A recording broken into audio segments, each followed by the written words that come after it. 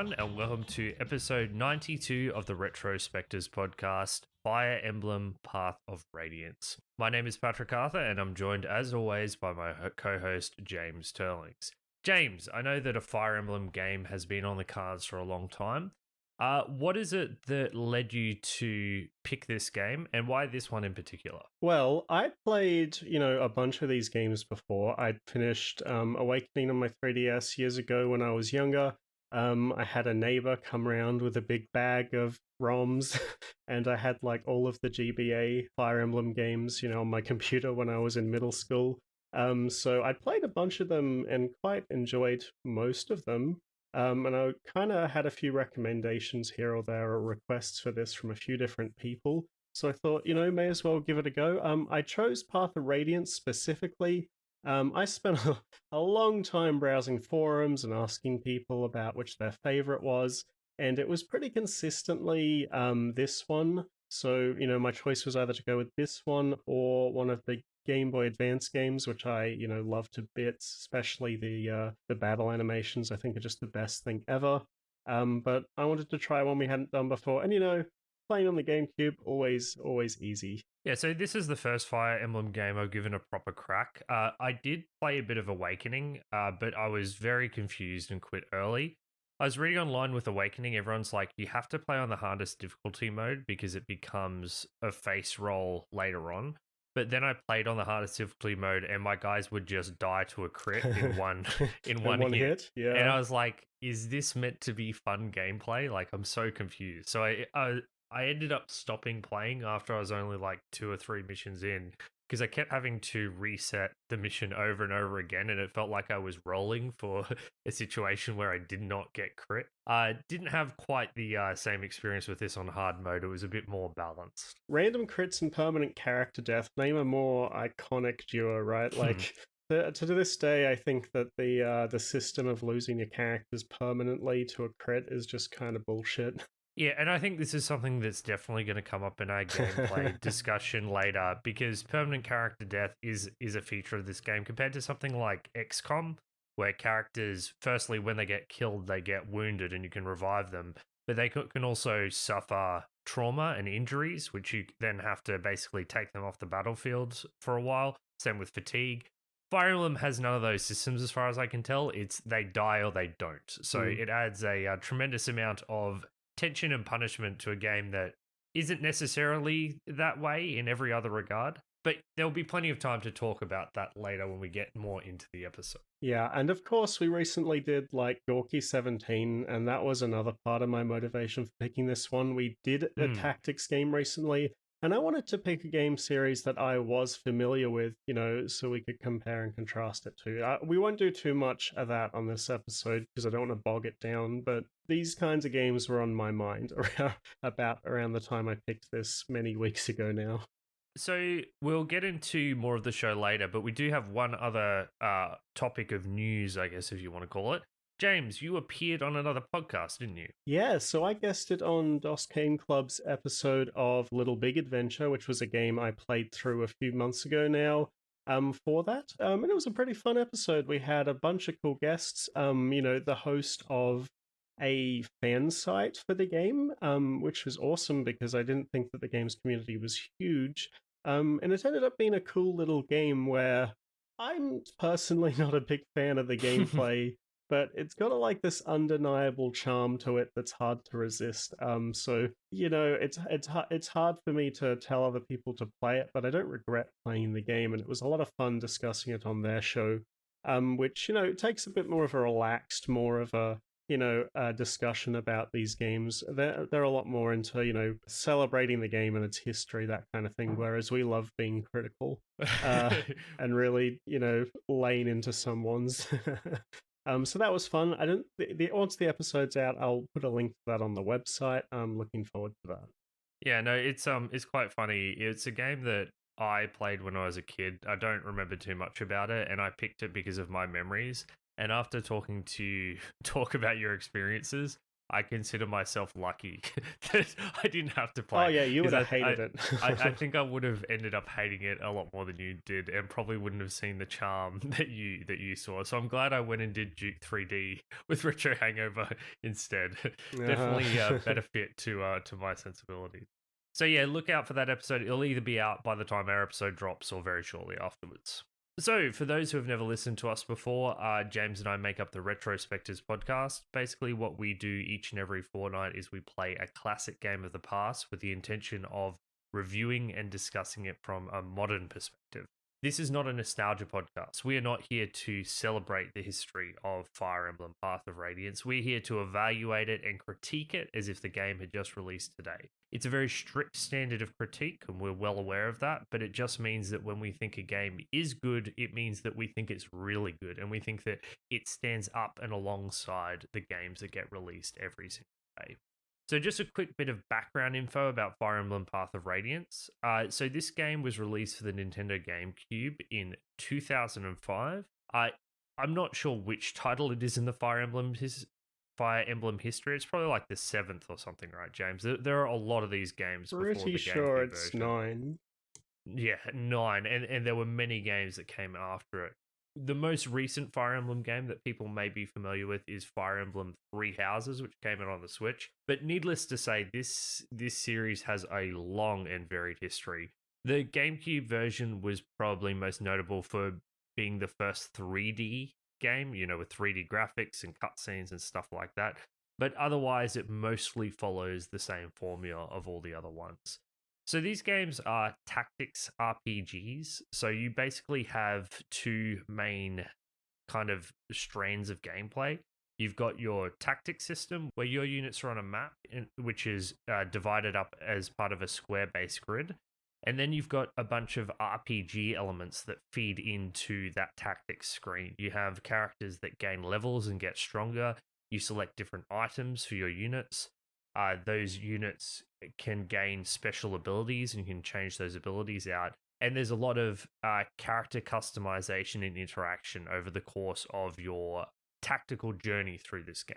So tactics RPG is an apt description. Those two main things are the things that feed into this. And we'll get into more detail on that as we approach those elements, but that's just the basic idea. It's similar to Gorky 17 in some regards in that way, but instead of controlling just 3 characters, you more control 10 to 15 at a time, and you'll often have a roster of upwards of 50. So there's a lot more variability and customization in your squad over these quite long games.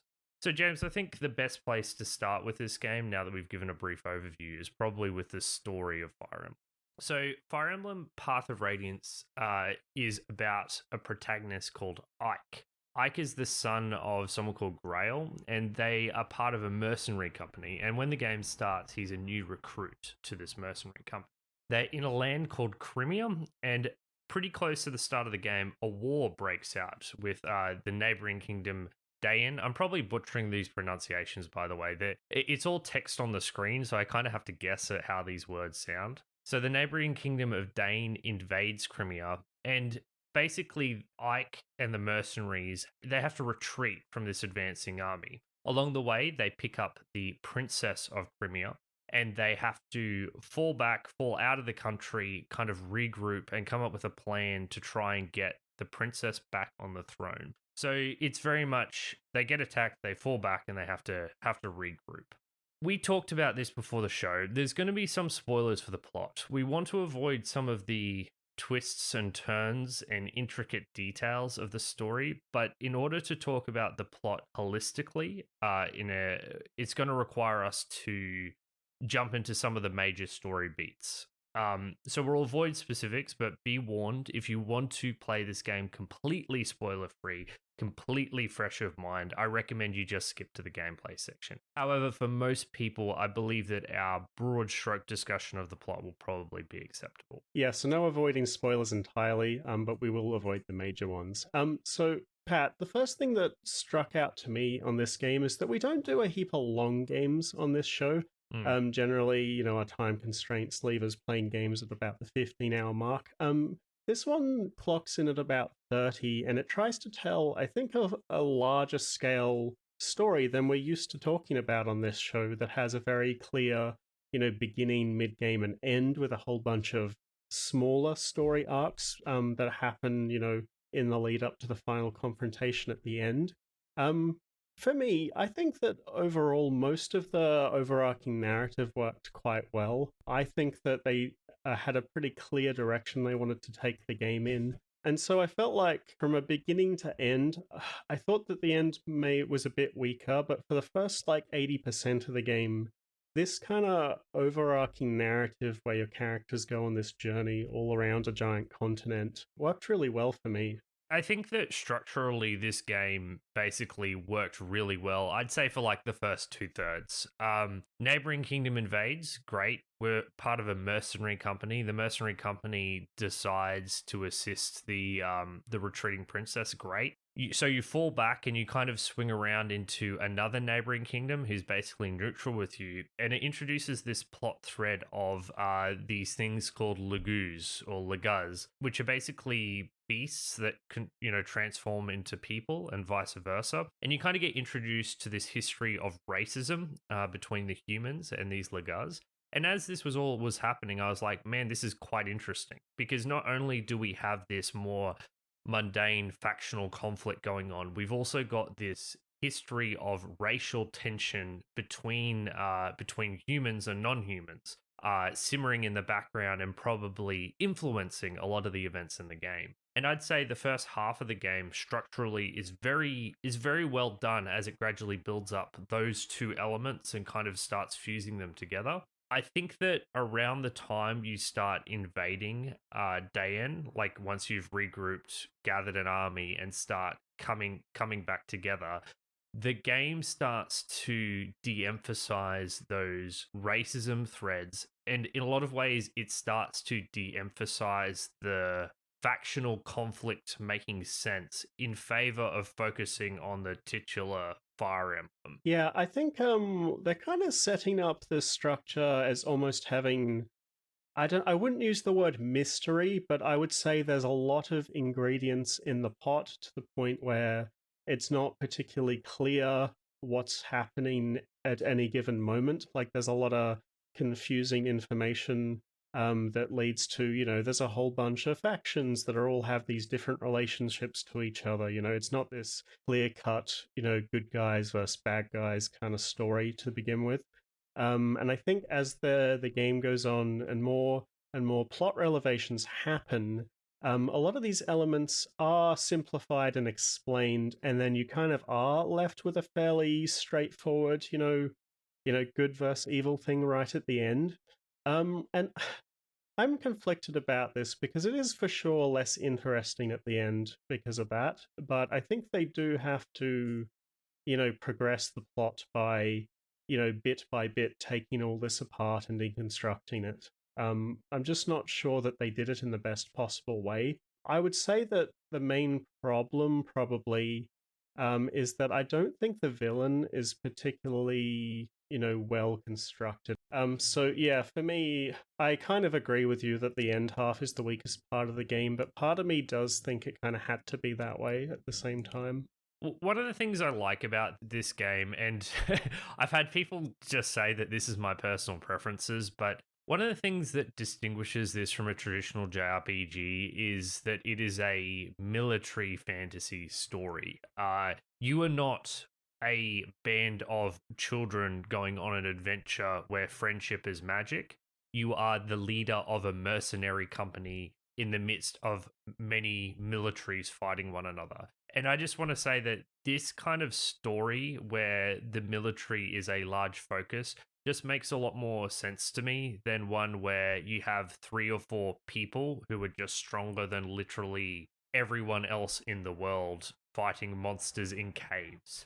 Having battles on battlefields between these forces, it resonates with me a lot more. And I think that there are a couple of things that are kind of hand waved away, but which ultimately didn't bother me because at least there were acknowledgements of these things making sense. And the big example I have for that is when basically at the early stages of the game, Ike takes control of the mercenary company. He goes from being a brand new recruit at the very beginning of the game in mission 1, and by mission 7 or 8, he's in charge of the mercenary company. Now, on face value, this is ridiculous. You wouldn't have a lowly mercenary who's just begun, who's a child, take control of an entire company. It doesn't make sense.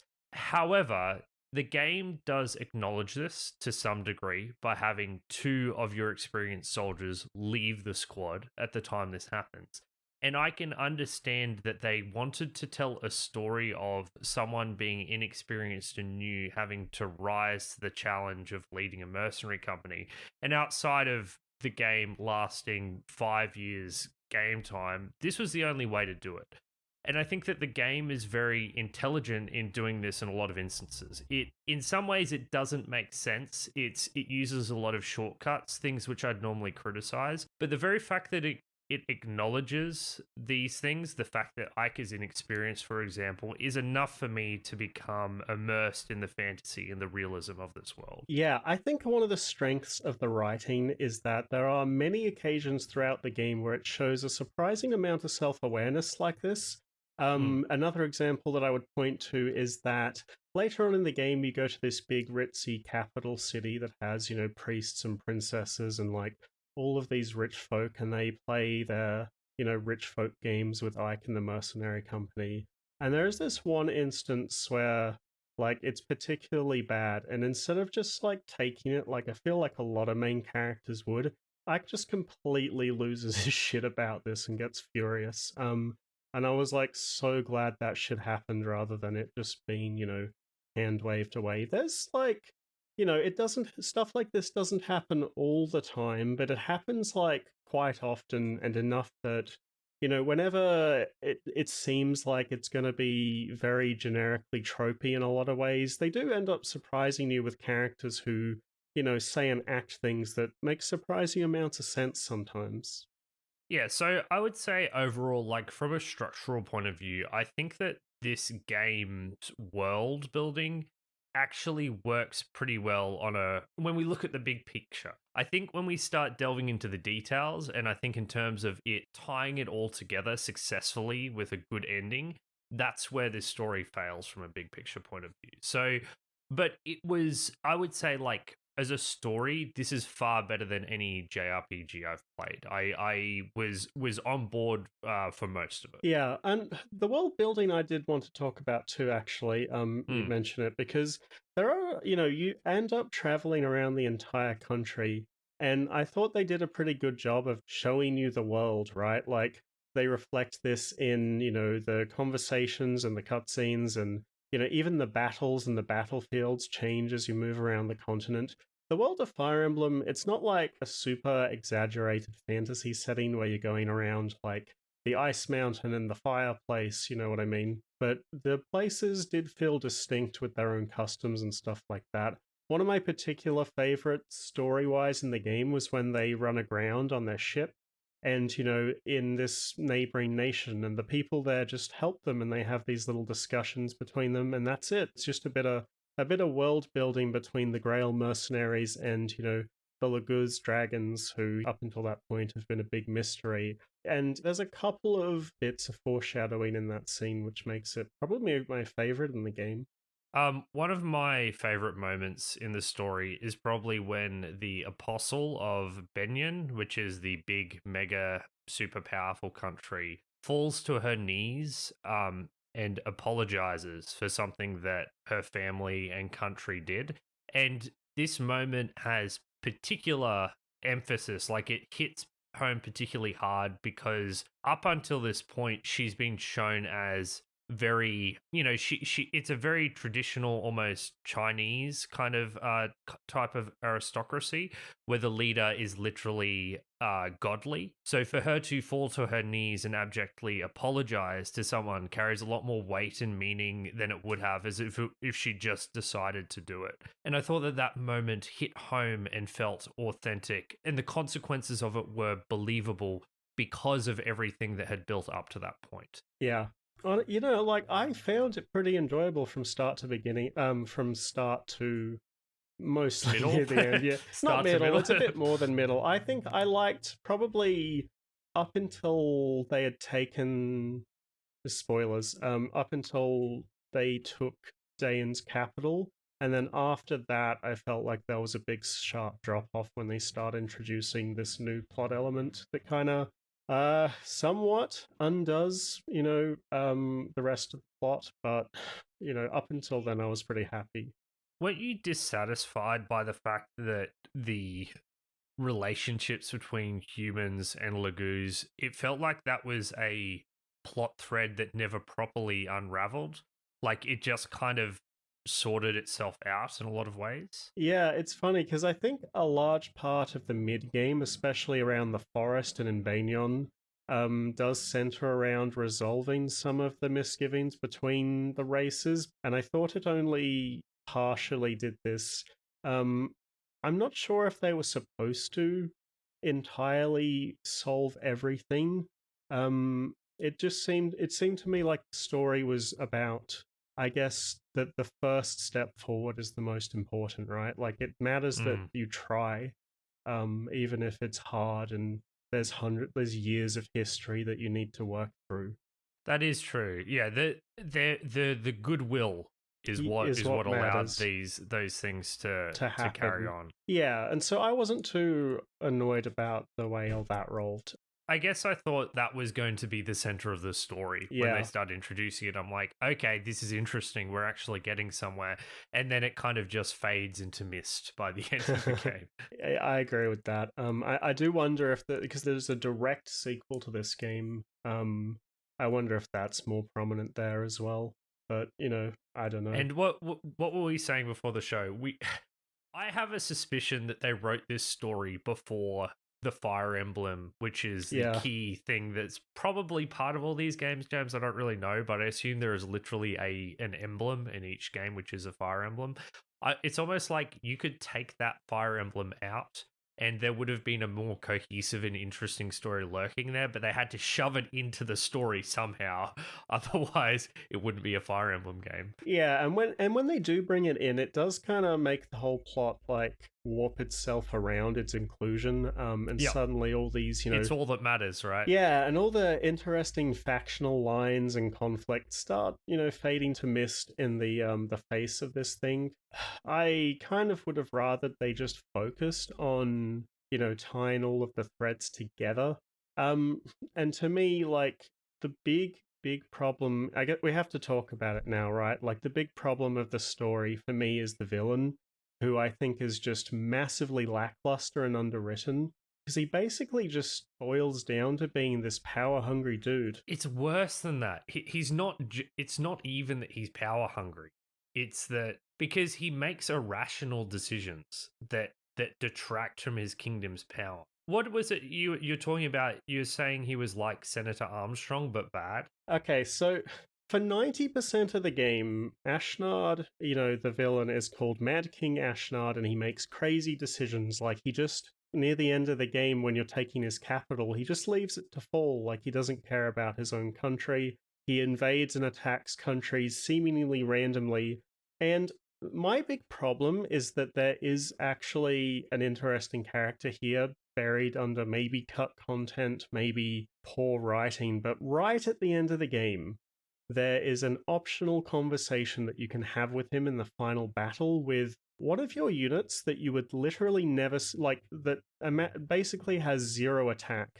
You have to send him in to attack, the big bad to get this conversation. And Ashnard basically states that he hates the current ruling class system of Banyan, the main, the huge country in the middle of the continent. He thinks that it's bullshit, that people rise to power based on their birth. He wants to bring down the monarchy and create class revolution where only the strong survive, right? He's a social Darwinist who wants to implement some kind of flawed meritocracy. And to me, I'm all for a villain being like this, right? Like throwing down the bullshit class structure is something that can be great, in games. And we have something like that with Senator Armstrong in Metal Gear Rising. He wants to tear down America because it's sick to the core, and he wants to, have the strong, hardworking individuals be the ones who, win. but Ashnard is too selfish for him to cut. Because Armstrong has, like, his view is twisted, but he's not, like, mustache twirling evil. Like, his goal isn't to take over the world, his goal is to improve the social hierarchy to a point. Ashnard is just, evil and selfish and power hungry. And they don't play on these themes enough throughout the game up until this point for it to be good. Like, I am super behind all of this, but you can totally miss this one conversation and you would have no idea that he's nothing more than an evil guy who wants to rule the world. And it annoys me because one of the, the plot threads that you mentioned, Patrick, early on, which is really good, was that point where Ike takes over the Grail mercenaries and then through sheer, like, nepotism basically rises to be their leader, and a bunch of characters leave and say that that's bullshit, because you know what? It is. And then later on in the game, Ike goes to Banyan and he has these conversations with his allies and he says, it is kind of bullshit that people rise to power through their birth, in this real hypocritical moment of, Ike, and I was annoyed that the characters didn't call him out on this when he said it, but, he's exactly the same, right? And so they had this opportunity in the final battle for Ike and Ashnard to go against each other, and Ashnard to point out Ike's hypocrisy and to say, like, I'm just trying to, upend this unfair bullshit class hierarchy, look at yours, and then Ike to rebut him, and then Ashnard to point out Ike's hypocrisy in response. And you could have the main character's, like, character arc really challenged by the villain here. And I think basically every good villain ever is one that challenges the main character in a good way. And, they just completely fail to do this, right? Like, they could bring the whole racism thing into and say, look, the hypocrisy and classism of Banyan is causing all this, discrimination to happen. Wouldn't the world be better if we got rid of that all? And then sure, you can have him be flawed and have this, like, weird social Darwinist meritocracy view, but anything like that would be better than what we got at the end. Well, what I thought they were going to do with the racism thing was say that I thought it was going to be Dane's whole thing was that humanity needs to protect humanity. If we don't band together and take out the Laguz, then they're going to take us out. So this whole attack is the beginning of a master plan to wipe out this other race, because if it's either us or them. And obviously that's a very misguided point of view and one that Ike and his forces should righteously be fighting against.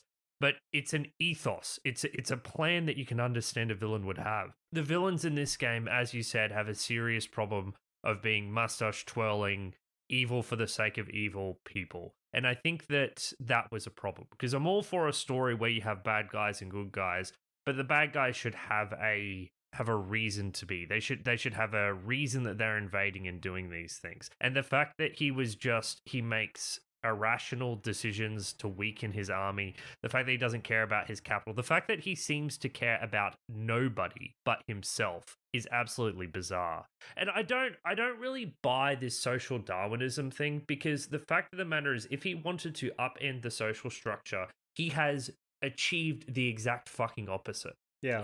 He's basically had this massive army, very strong army.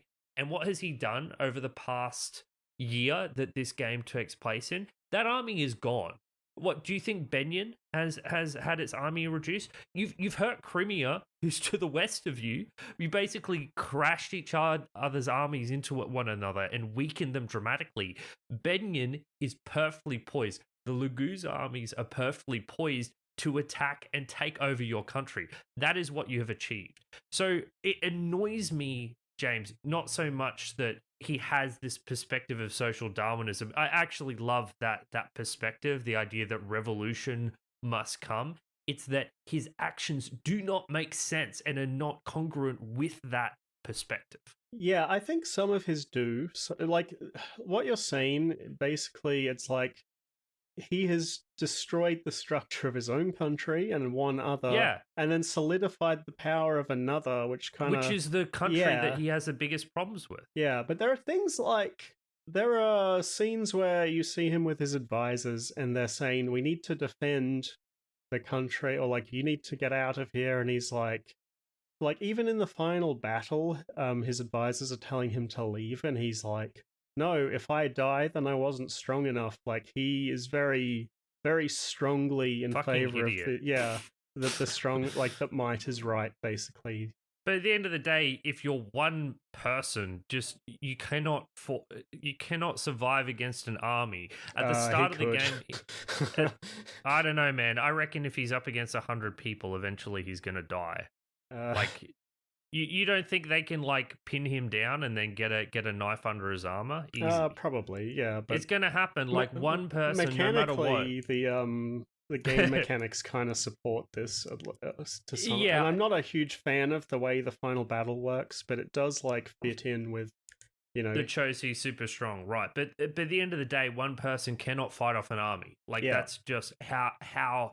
If we want to say this game has an element of realism, and I think that for the most part it kind of does, and that's why I like it. I like this military structure, not the JRPG structure of one dude just being able to kill everyone and everything. You need to have supporting military forces, and your forces' strength are diversified, around hundreds of units, not just four. We have to accept that if he's by himself and literally his entire army is dead or defected, that he cannot achieve his plans. And he has achieved the opposite of what his plans were supposedly meant to do. I really hate this villain, and I hate the ending of this game because I feel like you can't have a compelling military conflict if what the bad guys are doing makes zero sense. Really irritated by this, James, and I think I'm all the more irritated by the fact that the game had such a strong start. Yeah, and all the ingredients are kind of there for them to do something interesting with him. They just do not. And to me, that is, he's the single worst part of the narrative of the game's story by far. Like, he does some, theatrical, entertaining things occasionally, not very often. It's just, it's a big disappointment. So while we're talking about characters, I want to go back and I want to talk a bit more about Ike too, because I actually think he ended up being my favorite character by a fair bit. He does get the most, by being virtue of the main character, he does get the most time. But one thing that I really did like about Ike is that he kind of has this like virtue to him without being like unbelievably ridiculously naive. Like he is at the start, and then there are times where like other characters point out that he's been an idiot, and he's like, "Yeah, you're right." Like in the capital, or these other Soren, times. his interactions with Soren are great. Yeah. I really like those as well. So I like that he's a flawed character. He gets angry easily. He's like hot-headed. He's not a big fan of details, and they go through this when he takes over the mercenary company and has to have them teach him accounting basically, and his struggles with it a lot, that kind of thing. I think he ends up being like a likable protagonist that has, kind of virtuous motivations without being like unrelentingly sunny and cheerful and, without flaws. Yeah, he's not bad. I don't really like characters of this mold. I don't think there's anything wrong with this character, but he kind of makes me want to puke in terms of how he's just a goody. He's a goody person that everyone loves and respects. Not really my cup of tea.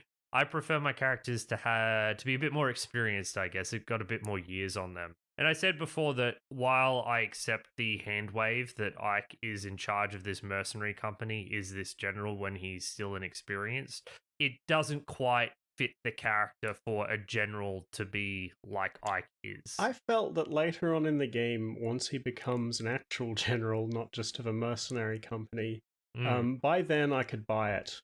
He had been in a lot of battles, done a lot of crazy things. And by then, like, even his attitude and, like, the way he seems, like, worn down at this point. He's, like, less, I guess, abrasive at this point in the game. I think the way he talks is more understated. He just seems older and more experienced by the time he gets command of the bigger army. And I felt that narrative arc was done fairly well. at least a lot more smoothly than at the start. I just want to make it clear, I don't have any beef with his character, and I think he has a good arc. I just personally, I'm not a big fan of this kind of character, and I think that I would enjoy this story more if the person in charge of the mercenary company was a 50-year-old veteran and not a, I don't know how old he is, a 16 like 17 or 17-year-old kid. Yeah. Yeah. That story element still, I accept it, but it doesn't work for me in the same way. Most of the time you need to be older and with a degree of experience to be a general. But it's fine. Like I really don't have a problem with it, but I don't love it as much as you do. So I guess we'll go to a music break now, and then did you want to talk a bit more about characters or? Yeah, that sounds good, because I do have more to say about the characters and all of the character interactions, particularly in their conversations that they have on the base. All right, let's go to a music break. And spoilers, Patrick doesn't have much opinion on the music this time around, so I'm going to do a bit of the heavy lifting here. Well, let's talk about why. Let's talk about why. Sure. So the thing about this game is that it is painfully slow. Painfully slow. Your group of 15 troops is fighting 30, and you have to watch for all of them to move. Every time one of them fights them, it plays this battle scene, and there's just so many units to move on both sides. So I saw the video of like this game playing at normal speed, and I think the final battle was like an hour and 40 minutes playing at normal speed. Yep. Luckily, we don't need to play the game at normal speed because we were playing on an emulator. So I played with this game speed set to 300%, and everything moved instantly and quickly, and I was all the happier for it. The unfortunate thing is that if you have the game playing at 300% speed, the music doesn't sound too good. So unfortunately for this game, for the most of the time I spent playing it, I had the volume muted, because having it spaz out at 300% speed was not a pleasant experience. What's more, I would argue that this is the superior way to engage with this game. I think if you're going to play this game today, waiting for all these animations is utterly ridiculous and a waste of anyone's time, and I probably would have rage quit the game if I was forced to play this game at normal speed. So I think listening to this game without music, because you can't listen to the music at normal speed and with how it works, is probably the best way to do it. So unfortunately, I didn't listen to the music, but I genuinely do think that for most people who would engage with this game today, that's how you should engage with it. Yeah, and I want to echo this sentiment and say that this isn't just Patrick being impatient. This game is legitimately like unbearably slow.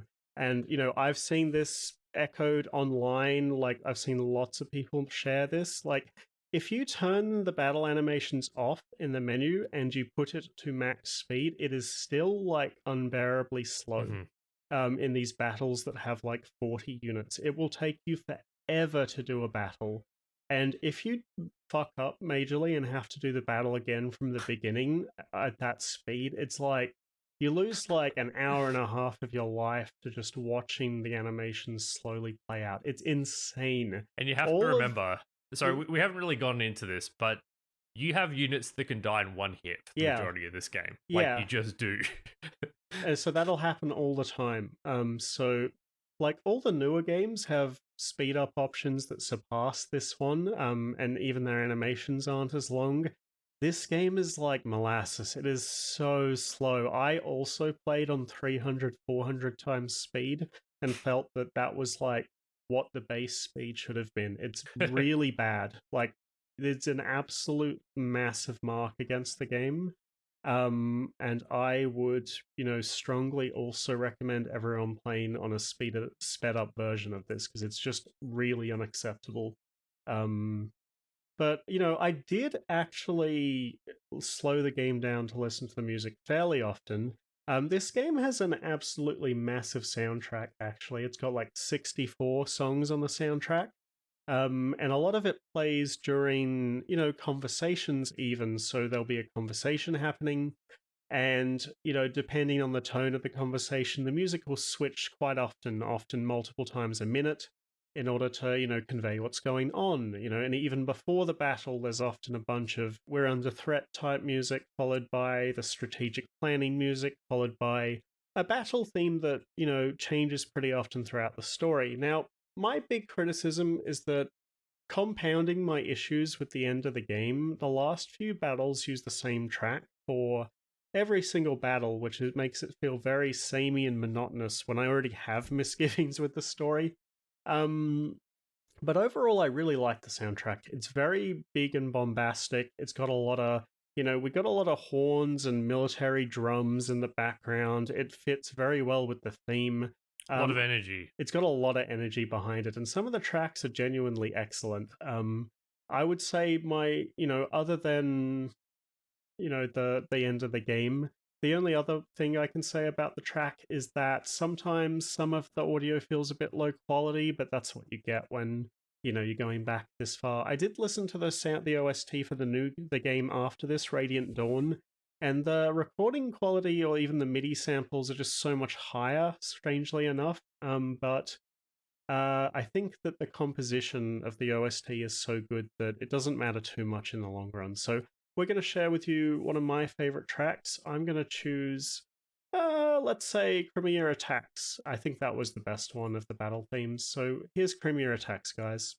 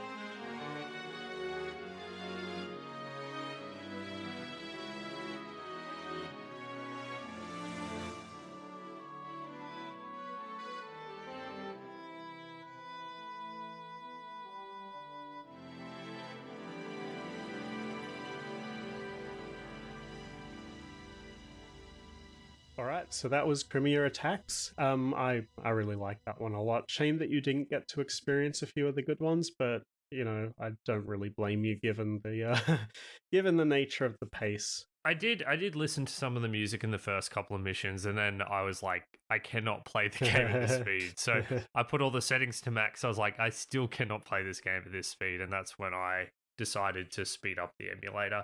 I just want to echo what you said. Although I didn't listen to it a lot in the game, I did spend some time listening to it outside, and it sounds fantastic. And I'm kind of disappointed I didn't get to experience as part of the gaming experience.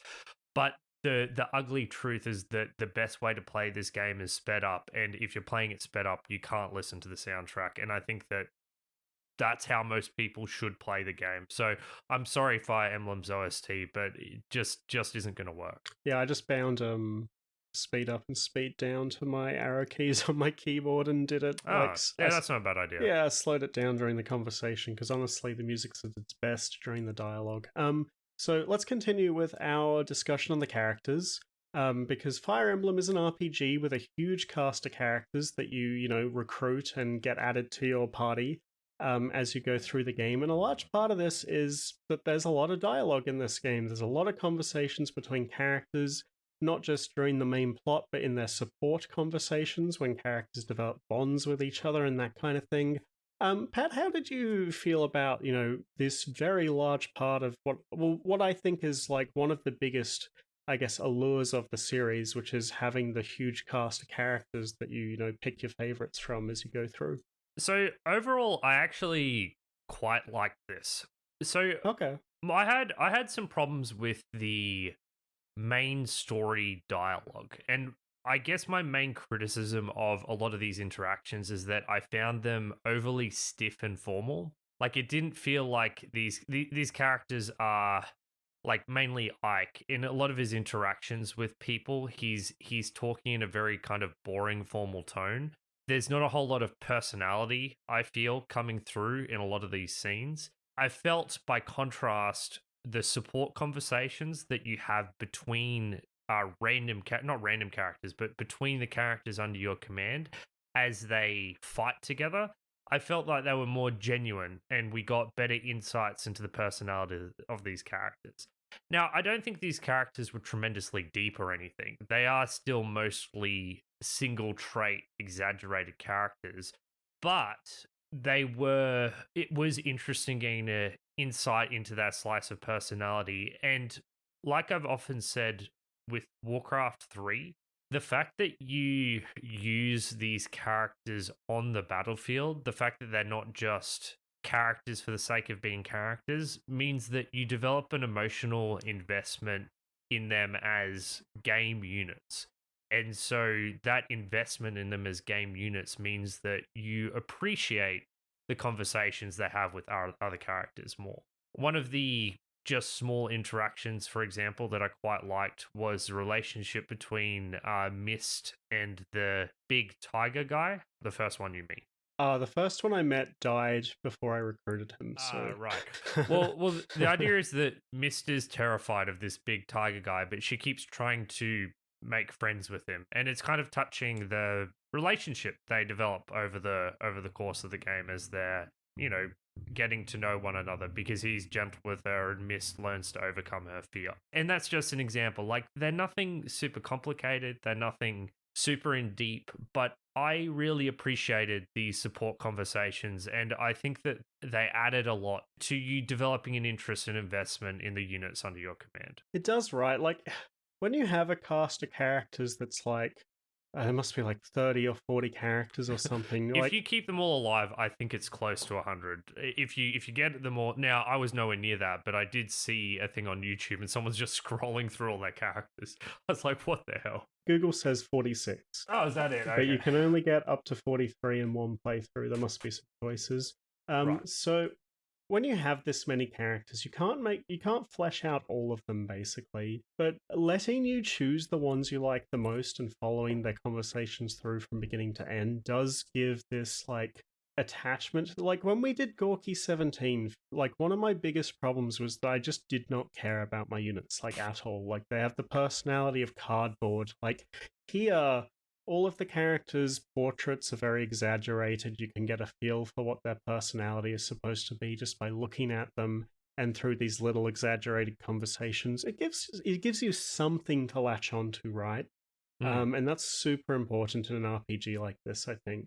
There were some characters that I think were much better than others. There are a couple who, had storylines that played in the main story if they were still alive.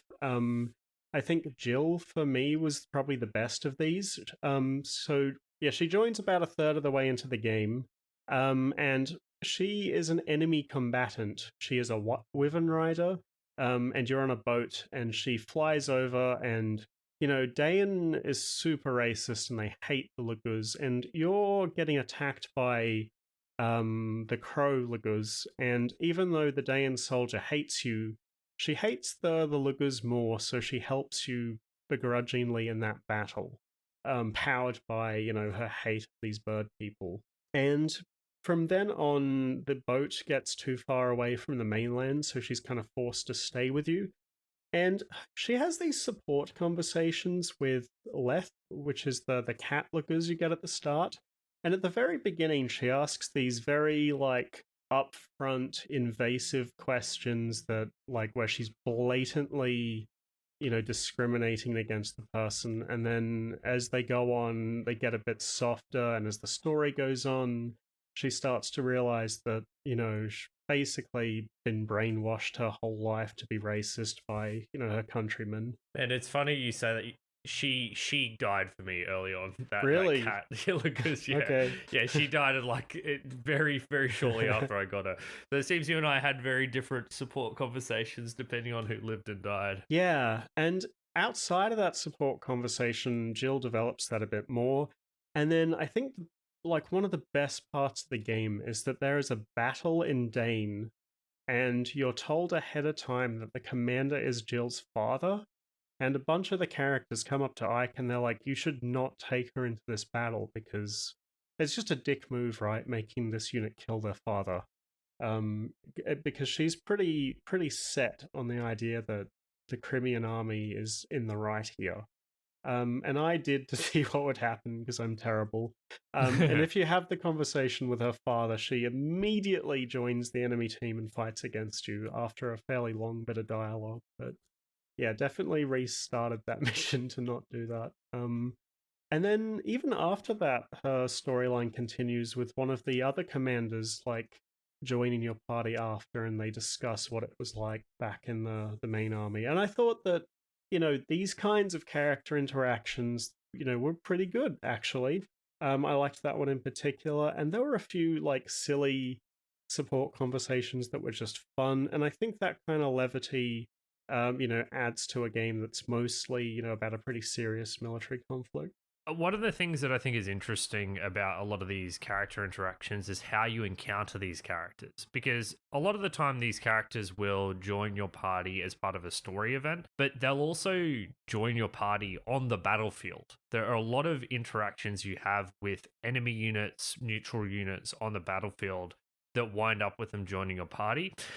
Now, at first, I have to admit, I actually missed out on several important characters joining my party because I didn't understand this was a thing. And when I encountered these neutral characters, I walked over to them and I used the rescue function, which I was like, oh, I'm going to rescue them, which is a gameplay thing that lets you protect a unit with another unit. What you need to do is have a conversation with that unit. So I missed out on a couple of rather powerful units, but I was okay.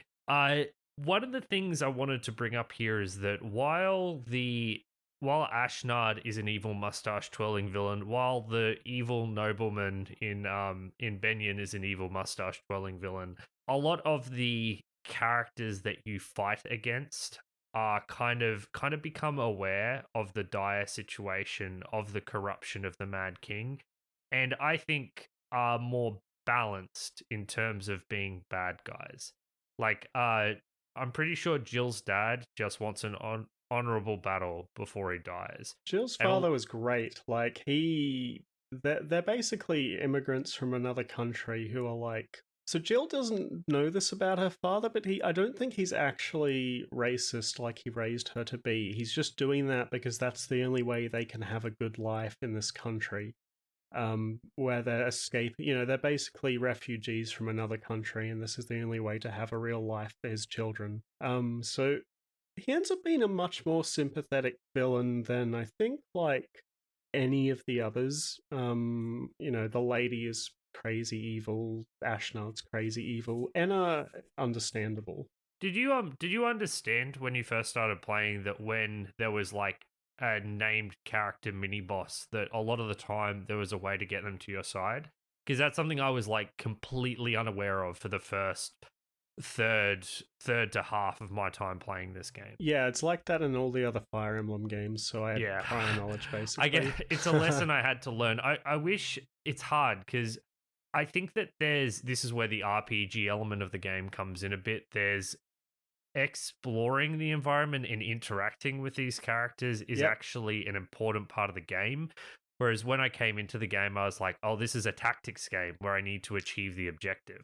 But it's a bit more wide and exploratory than that. And unfortunately, that meant that my early time in the game was kind of, I think, a bit more negative than it needed to be, because instead of exploring these environments and trying to figure out what the trigger to recruit characters were, I was just trying to win the map. Yeah. And I don't think that is the way to play Fire Emblem.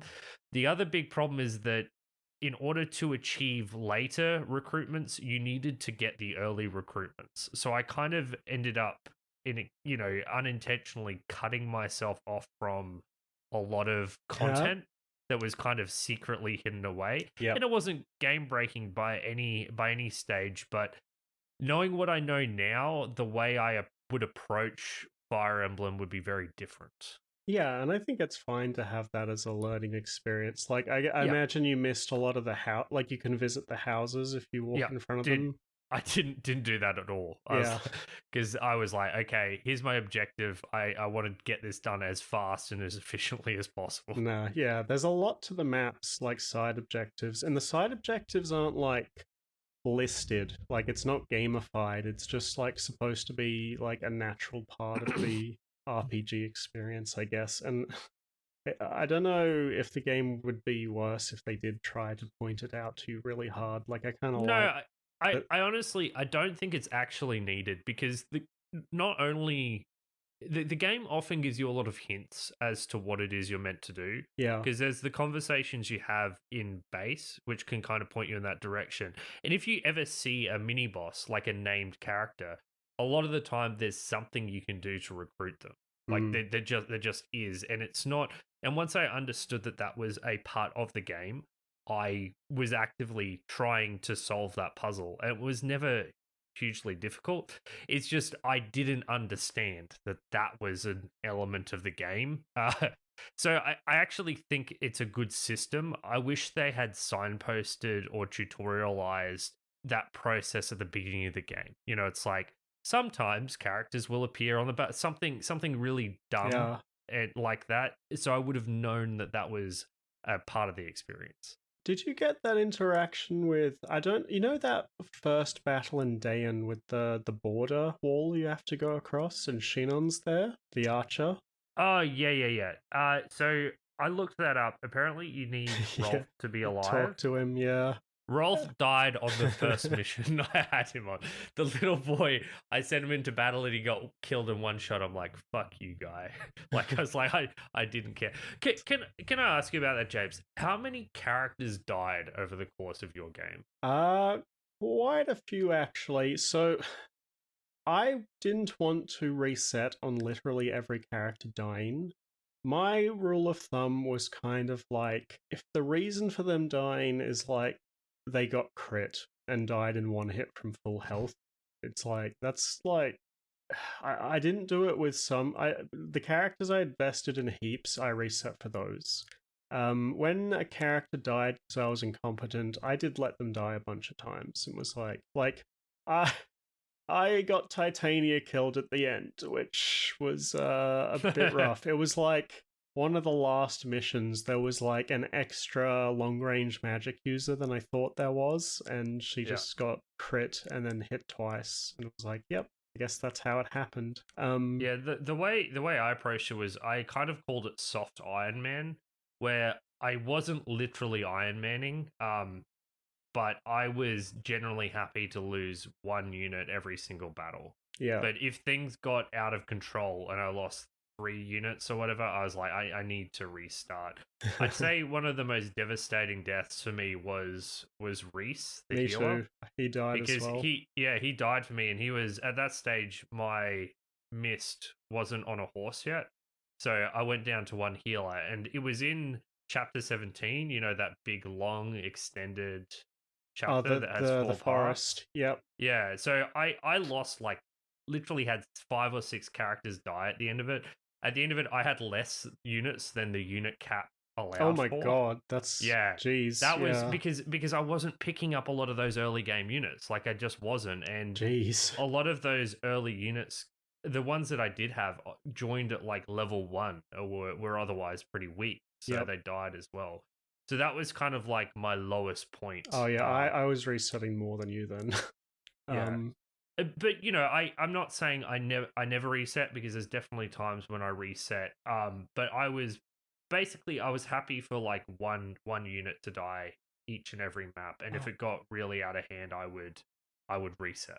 Yeah, when Reese died for me, it was on the battle with Enna in her dragon form. What? That mission was so easy though. I'm shocked that there you was had anyone die on that there was a mission. couple of late mages that just sniped him. I Yeah. think, or maybe one of the big armor dudes, I think, had more movement than I thought he did, and he just ran through and threw a spear at him. Yeah, because that mission to me was very straightforward. Pretty straightforward. The ones I was struggling with in the late game was any mission with ballista. Ballista, like the ballista were because you had the ballista and the sniper mages, and that was difficult to handle. For the most part, I actually and I want to talk a bit about character customization. I think we're leaning in towards that now. So like the long range ballista thing wasn't too bad for me actually, because what happened to me early game is I recruited Mia, and now I don't think Mia's actually a very good unit, because in this game swords suck and she's locked to swords. I don't think I got Mia. That doesn't ring a bell. Yeah, and she has the ability First Strike, which means she attacks first no matter what. And I was like, oh, this is inherently powerful. And at that point, I didn't know that swords suck. So I was like, I'm going to put all my bonus XP into this character. Now, she has like the level ups in this game have weightings, and she doesn't have the best strength weighting, but it's not like terrible. But I got some lucky level ups in a row where she got strength at the start. And she became quite strong. Notably, in the end game, she had like a 90% chance to dodge. So even though her damage fell off hard at the end and I couldn't kill anything with her, I found a scroll that let me teach her Provoke, which meant enemies target her first no matter what. And if you just run a clump of units, the ballista will always just attack her and miss. Same with the mages. So that was kind of like my dodge tank, which helped a lot there.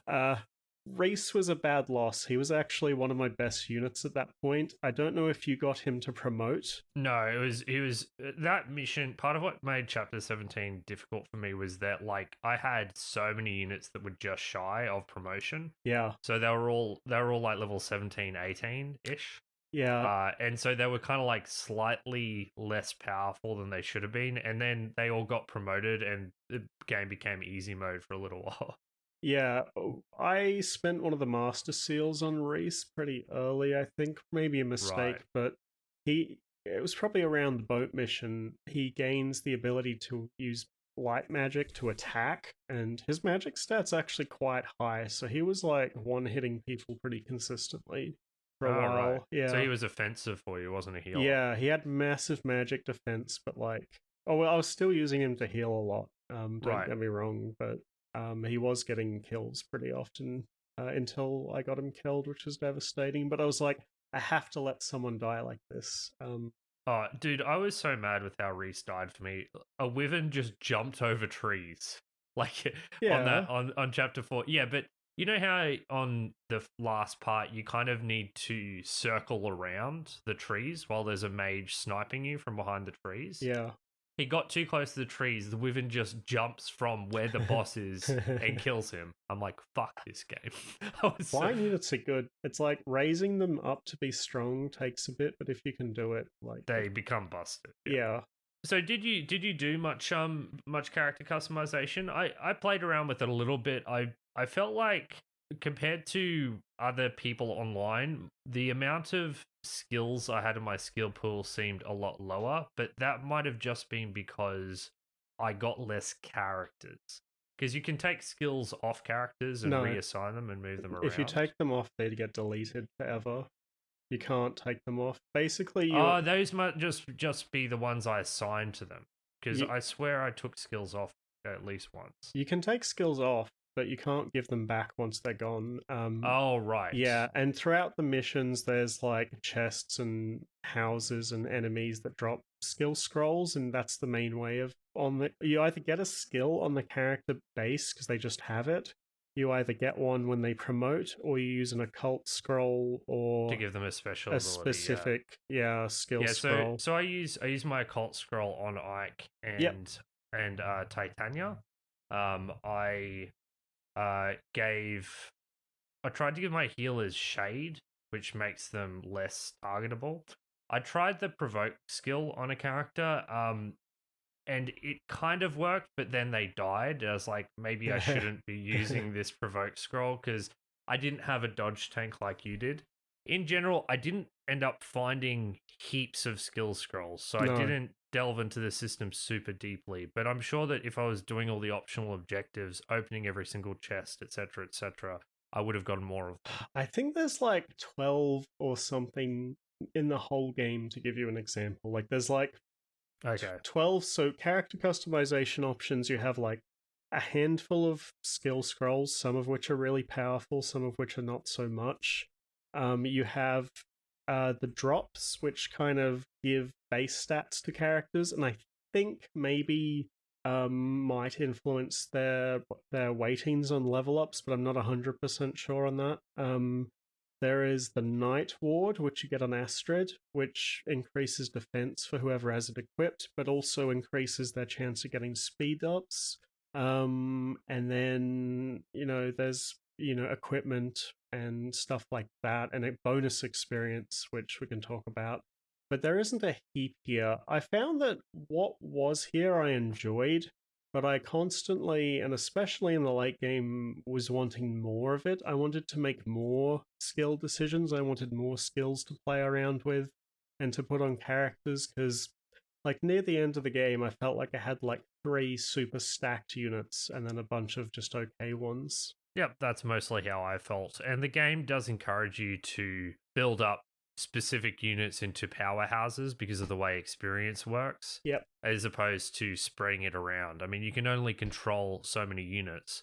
So you can't, if you spread it around evenly, it doesn't make any sense. It's far better to have fewer powerful units than an even spread. And like the skills are fun for the most part. Like most of them are passive things, like for example, Wrath, which is when your character is below HP, they get 50% added to their crit chance. So like 10% goes to 60% chance to crit, which is kind of insane.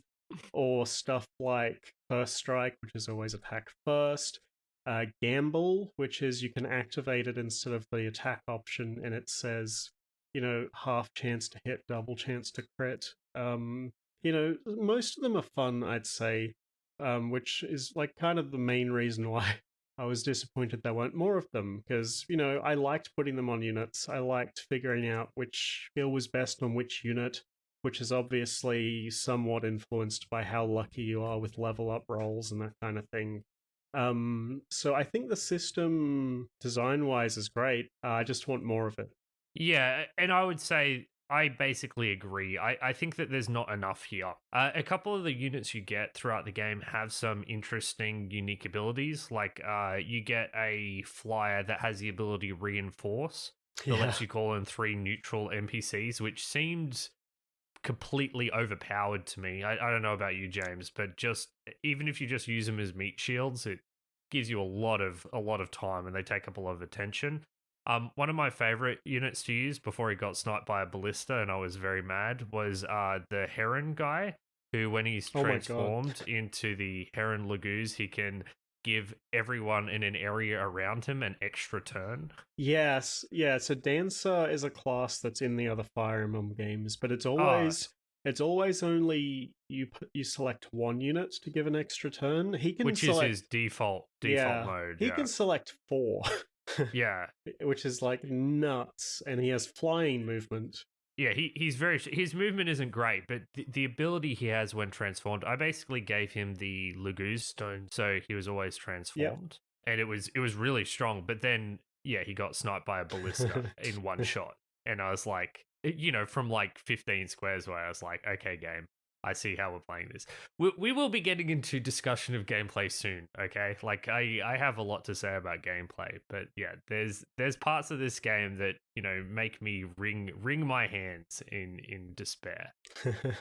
But overall, with characters, the character customization, the investment you have in characters, I think it's pretty good. I do think that these characters aren't super deep. I do think that for the most part, they're not super interesting, but they don't need to be. It's a large cast of characters. You pick your favorites, you level them up and customize them, and you grow invested and attached to them over your time playing with them. So I think that the way characters work in this game on the whole ends up being the strongest story aspect of this game, because I feel like the plot and structure fall apart towards the end, but you still do give a damn about the characters under your command, regardless of that.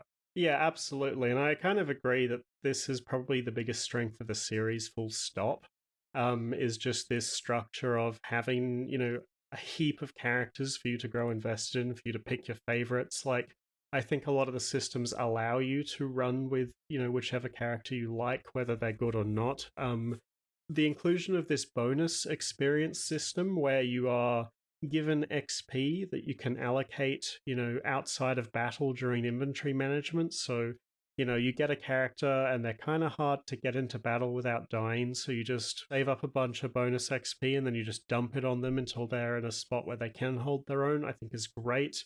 And is something that really helps to, let you make anything viable, basically. So, on the whole, I think this is a good implementation of the system. Just before we wrap up on our character discussion, who's your favorite character overall? Oh man, I'm gonna be honest, James. I don't love any character in this game. I wasn't like, oh my god, this is the greatest character ever. I think I would have liked Soren more, but in the end, he just came across as being a bit edgy. I did like him as a story device, though. Like, I liked that that there was a cynical, more pragmatic person in Ike's command structure. Yeah, I don't know, James. You go first. I'll think about it a bit more. Who is your favorite character? Okay, so my favorite character is not a unit, and I don't even know if they're super well written, but they're just by far the most entertaining character in the story. And that was no contest King Kilvis. Just an absolute mad lad, this guy. Completely insane, but he's I don't know. Which one was Kilvis? Was he the Crow? The Crow King? Yeah. It's just like such a prick. But what was his game plan? I'm so confused by what his long-term game plan was. I think he was just interested in I don't know, his own country, basically. Like, it wasn't super clear, I gotta admit, but man, all the stupid shit he did, so entertaining. Yeah, I'm going to be honest, James. Like, in terms of favorite character, the fact of the matter is these characters are all fairly simple. Like, I like Jill's arc. I like Soren as being a bit more pragmatic and sarcastic, even though he's not sarcastic, pragmatic and cynical, even though he's inexplicably racist for no real reason in a very aggressive way that didn't seem to fit in with his character. I think this is a thing that is explored in the sequel. I looked this up because, like you, there is this outburst of racism from this character right at the start, and I was like, up until this point, he was cold and pragmatic, but this was like not pragmatic. It was emotional and angry, and it was like very outside of his character, and I was trying to figure out what the hell. But yeah, his character's a big thing in the sequel, so I think that's where that's coming from, basically. Right. Because he's Dayan, basically. Although Ike technically is too, by birth. But I think that's where that's from. Yeah, so James, unfortunately, I don't have a good answer to this. I was more invested in my units as units that kill stuff. I guess if I had to pick one, it would be Titania. Because the way I was playing the game from the start was, I need to achieve my objective. I was like, man, Titania is a fucking unit. I just send her into the middle of the enemies and she kills everyone. And everyone was telling me I was falling for a noob trap and I was being an idiot and you're not actually meant to use your good unit. And I was very confused. It's actually not the case in this game because normally Nor so I thought that it would be the case because in Awakening you have Frederick, who's a paladin at level 11, and you get him from the first mission as well. But Right. because he's level 11, he only gets 9 level ups, and his level up stats aren't that great. So if you don't level up the other characters, you fall behind a bit. The characters in Path of Radiance can easily overtake Titania, but Titania still is for good. I was using her in the last battle. Yeah. Well, I wasn't because she died, but right. Yeah. So Titania, for me, if I had to name one character, if I had to pick one character, it would probably be her because I got a lot out of her as a gameplay unit. I could always rely on Titania. She was often the cornerstone of my strategy, and I like her as a mentor to Ike. Like, she is the logical person to take over the mercenary company, and in the early stages, she basically is running it. Yep. With Ike by her side, and Ike's nominally in charge, but she's really the one doing it. And then she gradually lets him take over command and actually run the company. So yeah, if I had to pick one, it would be Titania. Yeah. I got to mention that battle at the border with Shinon. How did he die for you? Because for me, Titania and Shinon had the final battle, and they just shared this like gut-wrenching conversation right at the end, like before I'm pretty sure Oscar ran in. So I had an Oscar he's one of the knights at the very start. The green dude.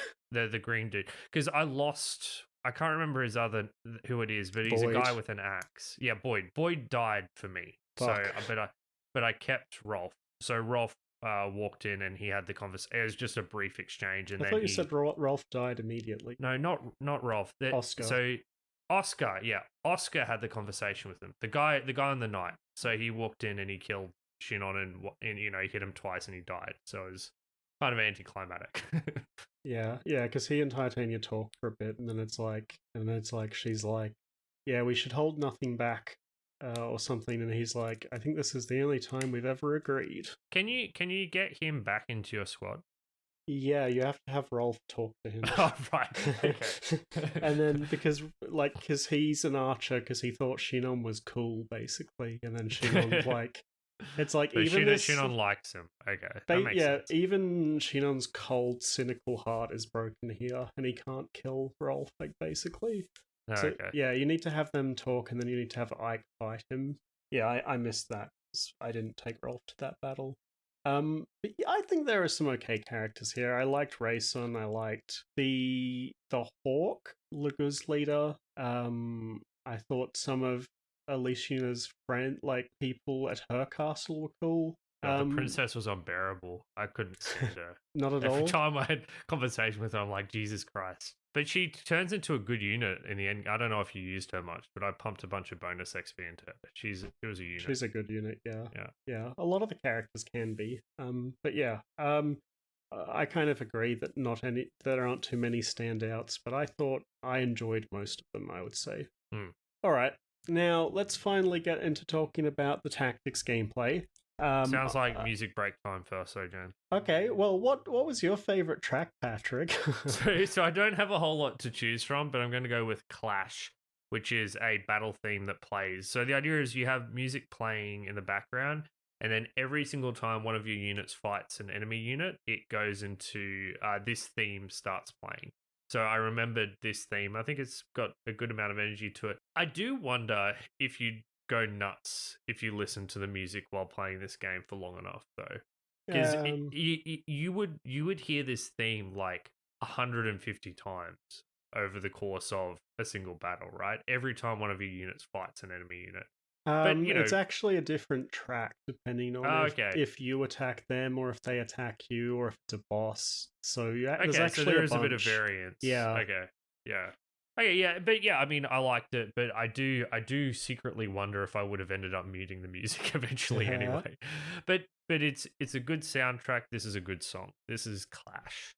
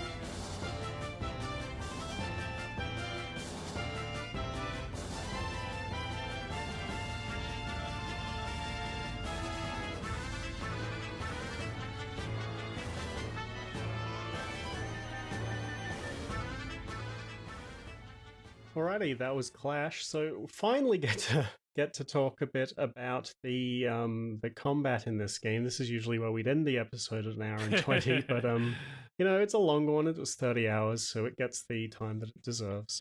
So tactically, I'd say this game is quite simple. The turns work off. You take the turn for all of your guys, and then the enemy takes their turn. A large part of the combat is determined by, unit stats, their equipment, and the weapon triangle, which basically says that swords beat axes, axes beat spears, and spears beat swords. There are ranged units which have about an extra, square of range, maybe 2 if they have a nice long bow, or half the battlefield if they have a strong spell. And you also have a couple of extra options like Shove, which lets you push a unit a tile, or Rescue, which lets you pick someone up effectively. And, for the most part, I'd say that tactically this game's actually very simple. I'd say even often to its detriment. There isn't a whole lot of, tactical, decisions you're making here other than, is my unit in range to be attacked? Because to me, for Fire Emblem as a series has always had a bit of this issue where the main tactic that you will use is you will look at the movement range of every single enemy unit, and then you'll move your guys 1 square behind that so that they can't get attacked. And then once the enemies move closer, because the enemies, they don't have very good AI, they just run at you. You can then go in safely and kill them before they attack you. And this is effective or not effective depending on the mission you are on, which I think is a lot of where the more enjoyable decision making comes from. But for the most part, I'd say it's quite simple. So basically, it's a grid-based system, so square grid-based, and your objective is usually something like kill the enemy boss or kill every unit, reach this square and secure it, which is usually behind the entire enemy forces. So generally what you do is you gradually move your forces forward towards the enemy, engaging them as you go along. Interestingly, you said, James, that you just kept your units out of range. One of the things that's different about this game compared to other games I have is how retaliation works. Every unit has infinite retaliation if they're within range. So if your guy gets shot by a bow and he's got an axe, it can't retaliate. But if 10 units come up and attack him with a lance, they'll retaliate every single time. So I wasn't just staying out of range. I would often send a unit forward into enemy range and have that unit be the only one within enemy range, because they would do more damage with retaliatory attacks than they would purposefully trying to seek out and hunt down each of the other enemies. Enemies would suicide. I did that a lot too. Yeah, I would summarize the tactics of this game being positing your forces correctly, not just staying out of range then moving forward and attacking. It's putting your forces in such a position and arraying them in such a way that the enemy basically impales themselves on your swords, because the enemy will do that if you give them the opportunity. Yeah, that's kind of what I did with Mia, because, by the end of the game, and I think I took a screenshot of this actually, was by far the unit in my command that had the most. She had it was at the end of the game, they show the credits and then they roll a list of the victories and they show you which units you used the most and all their stats and that kind of thing. And it was second best unit got 90 kills. It's Mia got 300 kills or something fucked like that. Yeah, and it was because she got ahead with stats early, and because she had first strike and she had huge speed and skill stats that she had she had a 70% crit chance and she always attacked first. So you put her in, unit runs up to her, her first strike activates, she crits and kills them from full to 0 before they can hit her. And then that would happen 10 times in a row. And then, honestly, I think a part of my lack of enjoyment at the end game was that she got XP capped and it felt bad to not use those characters anymore. But yeah, the retaliation thing and the weapons triangle ends up being a huge part of the experience, and I think that they kind of simplify the tactics a lot. that tactic you mentioned is definitely the primary one that players are going to use, because the range units in this game are extremely fragile. So you really can't risk sending them in, because what I would do is I would have a bunch of beefy units, one super beefy unit in range, and then just this gaggle of support units like so far back, just in case like a flyer or a horse unit would get into range. And I felt like my options in combat were massively limited by how just unsafe the healers and the archers and the mages were. Like, I just did not want to use any of those classes because they were so fragile. Because if they were in range to attack something, they probably couldn't kill it in one turn, which meant them like the enemy AI would always target them first. Because it's very good at, you know, training your healers and squishy units. Like, the AI knows what it can attack. And I think this problem is like enormous. The simplicity of this game is not in and of itself problematic. Like, you can have a solid, simple strategy game and it would have been fine. But the problem with the vulnerability of these units is that your entire strategy and tactical approach gets warped around keeping these units alive. There are a couple of factors going into this. Like I said, when a unit dies, they are dead. That is it. They don't go down and then you can resurrect them.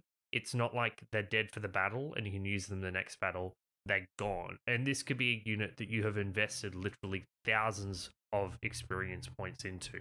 And even into the mid-game, these units will still die in one hit. So the whole battle becomes less about successfully executing your strategy, and it becomes more about doing whatever you can to keep those units alive. And that's really all that you care about. You'll eventually get the enemy to cut themselves on your swords, but if your units die, that is absolutely devastating. And I think that this really came to a head for me on the boat mission. You know, when you're on the boat and you have the flyers attacking you? Yep. I literally formed a wall, a solid wall around my 2 or 3 weak units that were in the center of that wall.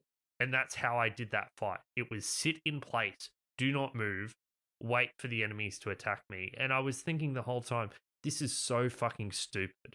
Like, where is the strategic decision making? Where is the risk taking? Because I was disincentivized from doing anything but exactly this, because all it takes is one stray attack and these units are dead.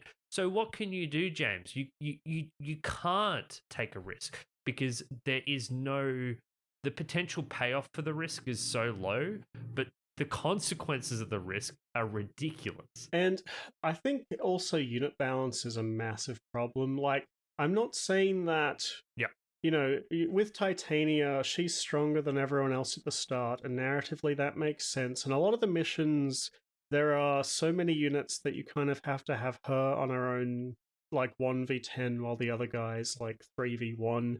That kind of thing I'm not so much worried about. What I mean is that the class balance in this game is kind of terrible. Paladins are just so much better than every other character in the game by like so much. Like, they are on a horse, so they get like 3 times as much movement as everyone else. They can also move, attack, and then move again, whereas and then move again. No other unit it's can insane. do that. The Paladins have quite a diverse weapon selection. Like, you can have often 2 weapon proficiencies. And you get to choose when they upgrade as well. So you get to diversify their weapons, so you always have someone with a top tier weapon. Yeah, and because there's only 3 weapon types, like if you have 2 out of the 3 covered, right, you always... 4, because there's also bows. Yeah, but it doesn't really... But you're never ineffective against bows, right? Like, if I attack a spearman with a swords person, I might miss a lot because I'm losing the rock, paper, scissors. But you never lose the rock, paper, scissors on them. And because they're tanky, they're massively tanky, they have well huge stats. They're just like the best units. They're strong, so they can always... Because rescuing other units is based on strength. So you can rescue other units more easily. You can capture objectives without them dying. Like, they're just hugely better than like literally every other class. And then you have like Archer, which has paper thin defensive stats, can only shoot one tile away from them. So doesn't retaliate in melee. It doesn't retaliate in melee, like is kind of slow. So they don't really have a range advantage actually compared to paladins who can literally equip ranged axes and ranged spears and have the same range as an archer. Yep. Like there's no reason to use a bowman over. And they'll do more damage than the archer most of the time, except specifically against flying units. Yeah, and like the ranged spears still benefit from them having massive strength, so there's almost zero reason to ever use an archer unit in this game. Swords just suck because swords can't have it. Like, there's a magic sword later in the game that scales off your magic and does ranged attacks, but because of the way, like, you throw a unit forward and then have them defend themselves like 10 times, killing 10 units, like, a unit defending with a throwing spear means that even if an archer attacks them, they can just kill them on the retaliation. Whereas if you have a sword user who doesn't have a ranged weapon, they can't retaliate against archers, so they're useless in that situation. And that was kind of why Mia fell off, offensively, is because she can dodge heaps, but she can't attack all the ranged units, and they generally pile the ranged units against you before going in with the killing blow on a melee enemy. I just think the class balance and the weapon balance in this game is like really terrible, and I think it hurts the experience a lot. See, my main problem is that once I'd identified this tactical approach of these units are strong at the front, move them together as a block, keep the healers and other vulnerable units safe, my base strategy did not really shift the entire time I played the game. Yep. At all. Like that there is no reason to ever deviate from that strategy. There are some interesting tweaks in some of the level design that makes you play a bit differently, but your fundamental strategy never changes, because like when Mist gets an upgrade, she becomes a Valkyrie, so she goes on a horse and she becomes a bit tankier. That was good because I actually could survive a hit from the enemy. I also put shade on her, so she felt a bit. She felt. I don't know how those skills work, because I had this situation where my Mist with shade, because I did that too, was standing next to Mia with provoke, and an enemy ran past Mia and attacked Mist, and I was like, "What the fuck?" Probably a dice roll. It must probably be a like dice roll. Yeah. Thing. Yeah. But basically, it kind of started to work then, because there was a bit more. Because they were just a bit more survivable. There was just a bit more. So I at times I left a flank explode pose. She'd get attacked and I'd be able to retreat her and heal it with her again. It felt like I could make a mistake or make a slightly suboptimal move and then get away with it. And the game became a bit better at that stage. But yeah, mostly I was not really engaged or super enjoying, because it never developed into anything more. And a lot of the problems with this, and something that could be easily used to solve this, is when units get downed, instead of having them just be dead, have them go down, and if you don't send a unit to resurrect them with a specific item within 3 turns, then they're dead. And I think the thing is, when I first suggested this, someone's like, oh yeah, there are casual modes that do that in the later Fire Emblem. And it's not that I want the game to be easier, it's that the very fact that units die means that you have to play the game in such a way, you have to warp your strategy around them not dying to the point where it's not enjoyable. If you could take a risk, and instead of getting punished with the death, they got punished with going down, and then I had to get another unit that has a specific item to resurrect them and weigh that and figure out the best turn to do it, it becomes a more strategically complex scenario. It's not that I want the game to be easier, it's that I want the game to be more interesting. And I think that if units became unconscious and you had to res them, the game would be more strategically interesting. Or even if they lost levels and you couldn't use them for a few battles, I would be they became wounded, yeah, or something like that. fatigued, whatever it was. You got punished for it, but not to such an extreme degree. Yeah, because currently with the way them throwing themselves on your spears thing works, along with the death, you're really, really encouraged to do this really kind of boring defensive play style. Yeah, you can, like, every single time I was like, I'm bored, I want to be aggressive, I resulted in me like reloading a save, or like it's just like you get beaten down and you're like, okay, I have to play this very by the numbers strategy that's just no fun half the time. It's also important to note that when you get punished, you don't just get punished from a gameplay perspective, you get punished from a story perspective as well.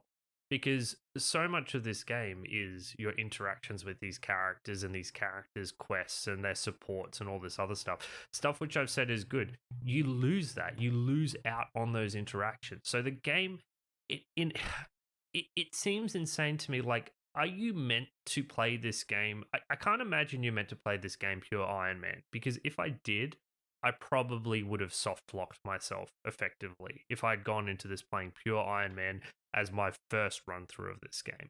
So maybe you're meant to play it with reloading saves, and Iron Man is meant to be a thing that you do for repeated playthroughs as kind of like a challenge mode. I don't really know, because it just seems to be at war with itself, the way that it's set up, and it doesn't strike me as a good system. I like the idea of losing the units and that being devastating when you lose them. Like, that is a part of war, and that is like, I'm happy to suffer that. Like, that is something that makes the experience more meaningful when you do keep them alive. I just think that there's some kind of problem here that needs to be addressed. Yeah, because I don't understand how, as a new player, you can possibly commit to that when all it takes is a single flying unit 15 tiles away, seeing a single gap in your line. Like, am I meant to play so perfectly that I prevent that? Am I meant to then play the game without having any healers? If my two healers get sniped off like that, is that the intention of the game? Because it just doesn't feel right. I don't think I would have got through the game if I'd really committed to Iron Man from level 1. I don't know about you, James, if you feel more confident. It's weird, right? Because on one hand, I'm saying that the tactics are too simplistic and easy, and then on the other, it's like, if I didn't reload saves, I might not have beaten it. So I don't know how I feel about this game's difficulty. Like, I don't feel like the difficulty was engaging. Like, in this game, when you're surveying the battlefield on your turn, if you hover over an enemy and you tap the A button, it will highlight the area around them where they can move, and then if you do that to multiple units, you can make like a big grid that shows you where every enemy's movement is. In the new games, like in Awakening, you just hold down a button and it just shows all of them at once anyway. So it's just a like UI. There's a dedicated button, because a lot of my like losses were to forgetting about one unit on the side, whereas that wouldn't happen in the newer games. But I don't think that fixes my issue with the tactical complexity, It's important to note, like, there are no AoE attacks that I know of. Maybe no. There are special units that have an AoE attack, but there's no AoE attacks. There's no flanking in this game. If you attack them from the side or the back, there's no bonus damage. And your units pretty much, some of them have special abilities, but mostly you're just moving and attacking or moving and rescuing, and that's it. Did you get any use out of Shove? I think I used Shove once or twice to try and get one of my own units to safety. I used it in the stealth level. Right. Yeah, see, I basically got busted immediately in that stealth level and just fought everything. Oh, I reloaded like 100 times because I wanted to do it because it was fun. The way opening chests work in this game is like very confusing to me. The way it works as part of the battle is confusing to me, because some of these battles have like this objective, like escape or reach the end or whatever. You have to get one of your units to a tile and escape, right? It might take 7 or 8 turns to do it, but there's like 6 chests on the level and you have 1 thief. So it took me 17 turns, because after I'd killed all the enemies, I was just moving my thief around to all of the chests to open the chests. I was like, is this what I'm meant to be doing? Yeah, I think it would just be better if anyone can open them. Honestly, like, I think that the mission objectives and the map design ends up doing the majority of the heavy lifting where the gameplay and the tactics don't. Like, a lot of these issues with the lack of strategy, to me, are amplified in the maps early on that are just these big open fields with no terrain, or like little details. Like, on maps where you have a mountain where people are rolling boulders down at you, Yeah, that's one of the one I was going to bring up as yeah, an or interesting tweak. yeah, or there's siege ballistas, or there's a bunch of maps that have enough extra stuff, and I'd say most of the maps have some kind of gimmick to them that it makes up for how somewhat unengaging the combat can be a lot of the time. So while I am quite low on the system overall, my actual engagement in a lot of these maps wasn't that bad, just because I think the map design's actually pretty decent most of the time. That's interesting. I'm much lower on the map design. I think that the battles still mostly play out in exactly the same way. That one with the boulders rolling down the hill was actually a legitimate change, so I don't want to say they're all awful, but Or for the like the most one on the part, bridge with the mines. Now, with yeah, the pits, you mean that you? yeah, Yeah.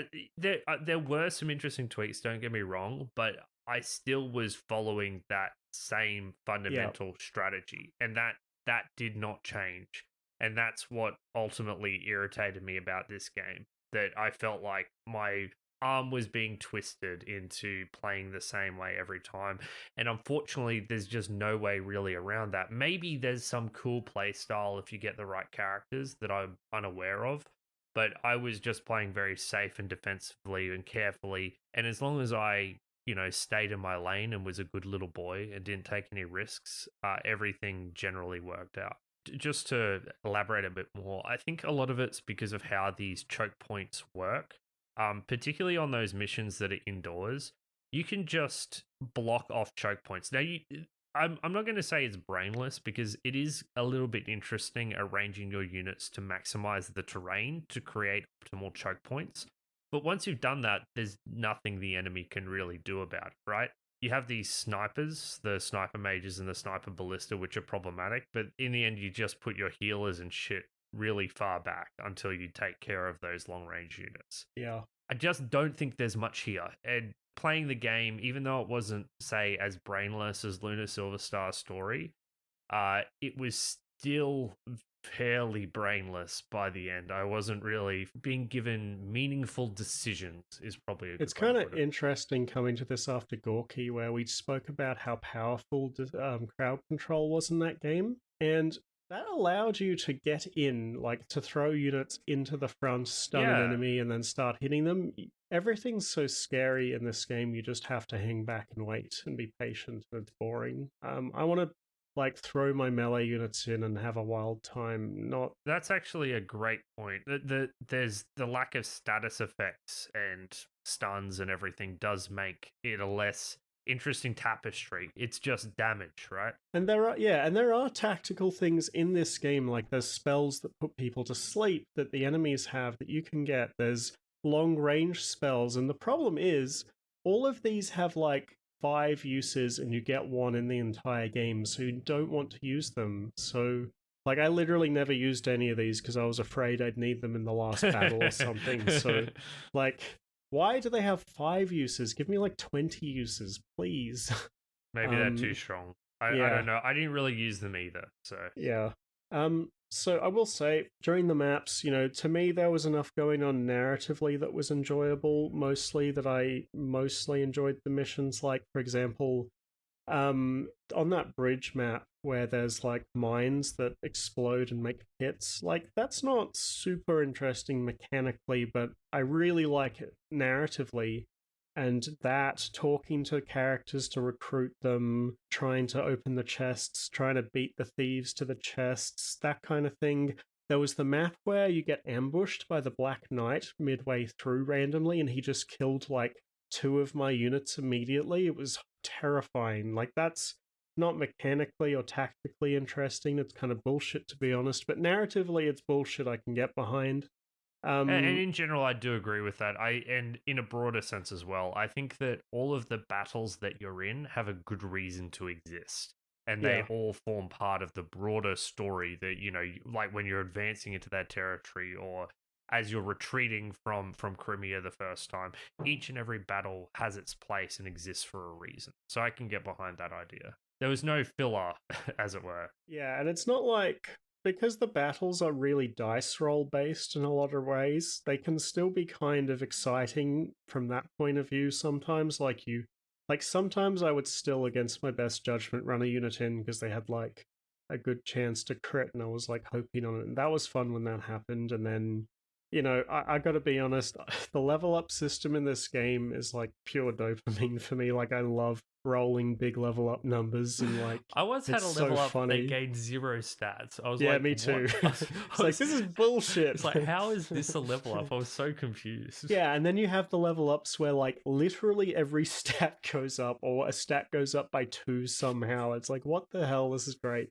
Um, I've seen people say that they would prefer it to be deterministic, and I think they're crazy. It's like it's what makes it fun, and it's what makes repeat playthroughs like a thing, right? Oh. Yeah, so overall, James, I'm pretty down on the tactical gameplay of Fire Emblem, and I think that more than anything else, this is my biggest disappointment with this game.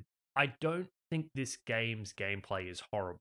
Like, I don't. I think there is enough going on here that I was kind of interested, and it was interesting figuring out the best approach. But once you figured it out, there's literally no reason to deviate it from it. And Yep. playing defensively and safely endlessly is not as fun as playing more aggressively and riskily and, having opportunity cost to your decisions. So overall, yeah, the tactics of this game, it's one of the worst I've ever played. From a tactics point of view, I would still put it above Luna, like a traditional JRPG. There's more decision making than that, but there still isn't really much. So unfortunately, yeah, this part of the game really didn't work for me, and I think that I ended up enjoying the story more than this brick and mortar gameplay. Yeah, the last thing I would say is that I think that there's another difference between us as players here, where we even spoke about this a couple weeks ago, but like when we did Gorky 17, a big part of the game for me was maximizing XP gains, right? That's true, yeah. Yeah, and here, because some units are so weak, there's often these like mini puzzles happening where you're like trying to figure out how to get these weak units XP like without putting them in too much risk, because you need them to fight some amount to level up. So, and I was like, because I was convinced that Titania would be like the other pre-promote units in the other games.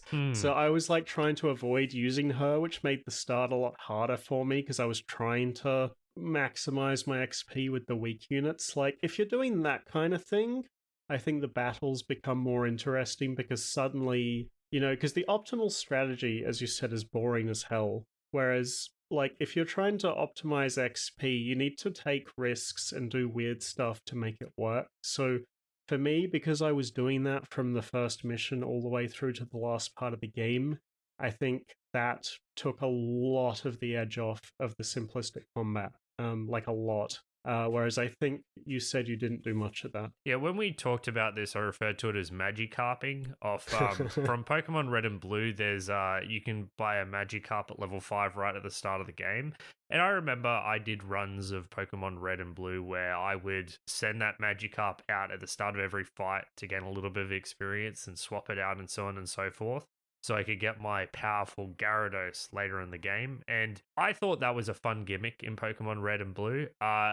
I think if it's the central mechanic of your game, it's less interesting. And I was doing this a little bit. Like, I wanted to get Soren XP and I wanted to get my lower level units XP. It's like I want to heal something with Mist every single turn and so on and so forth.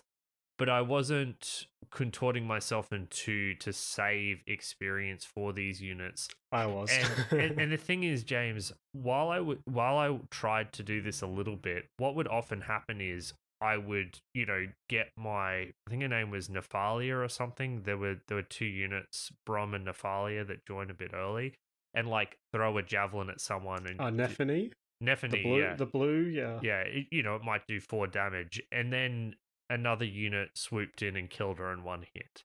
And it's like, am I meant to restart here, or do I just accept this as a reasonable loss? And that's what ended up happening. I ended up accepting these unit deaths as reasonable losses, and as a consequence, my stronger units got stronger and stronger and stronger and stronger. And my weaker units were so much relatively weaker that they were basically useless. And I ended up using my bonus XP as a way to get units to a reasonable level to actually contribute to the fight. That's what it's for, right? Yeah, and you get more bonus XP if you finish objectives faster. So it suits my playstyle more, right?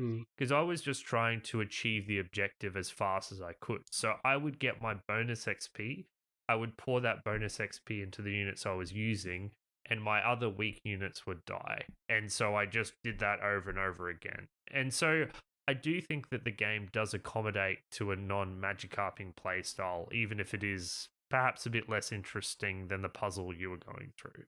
Yeah, I tried to get Nephany strong. Like, Wrath is such a cool ability. She just always hit like a feather the entire game. It was very disappointing.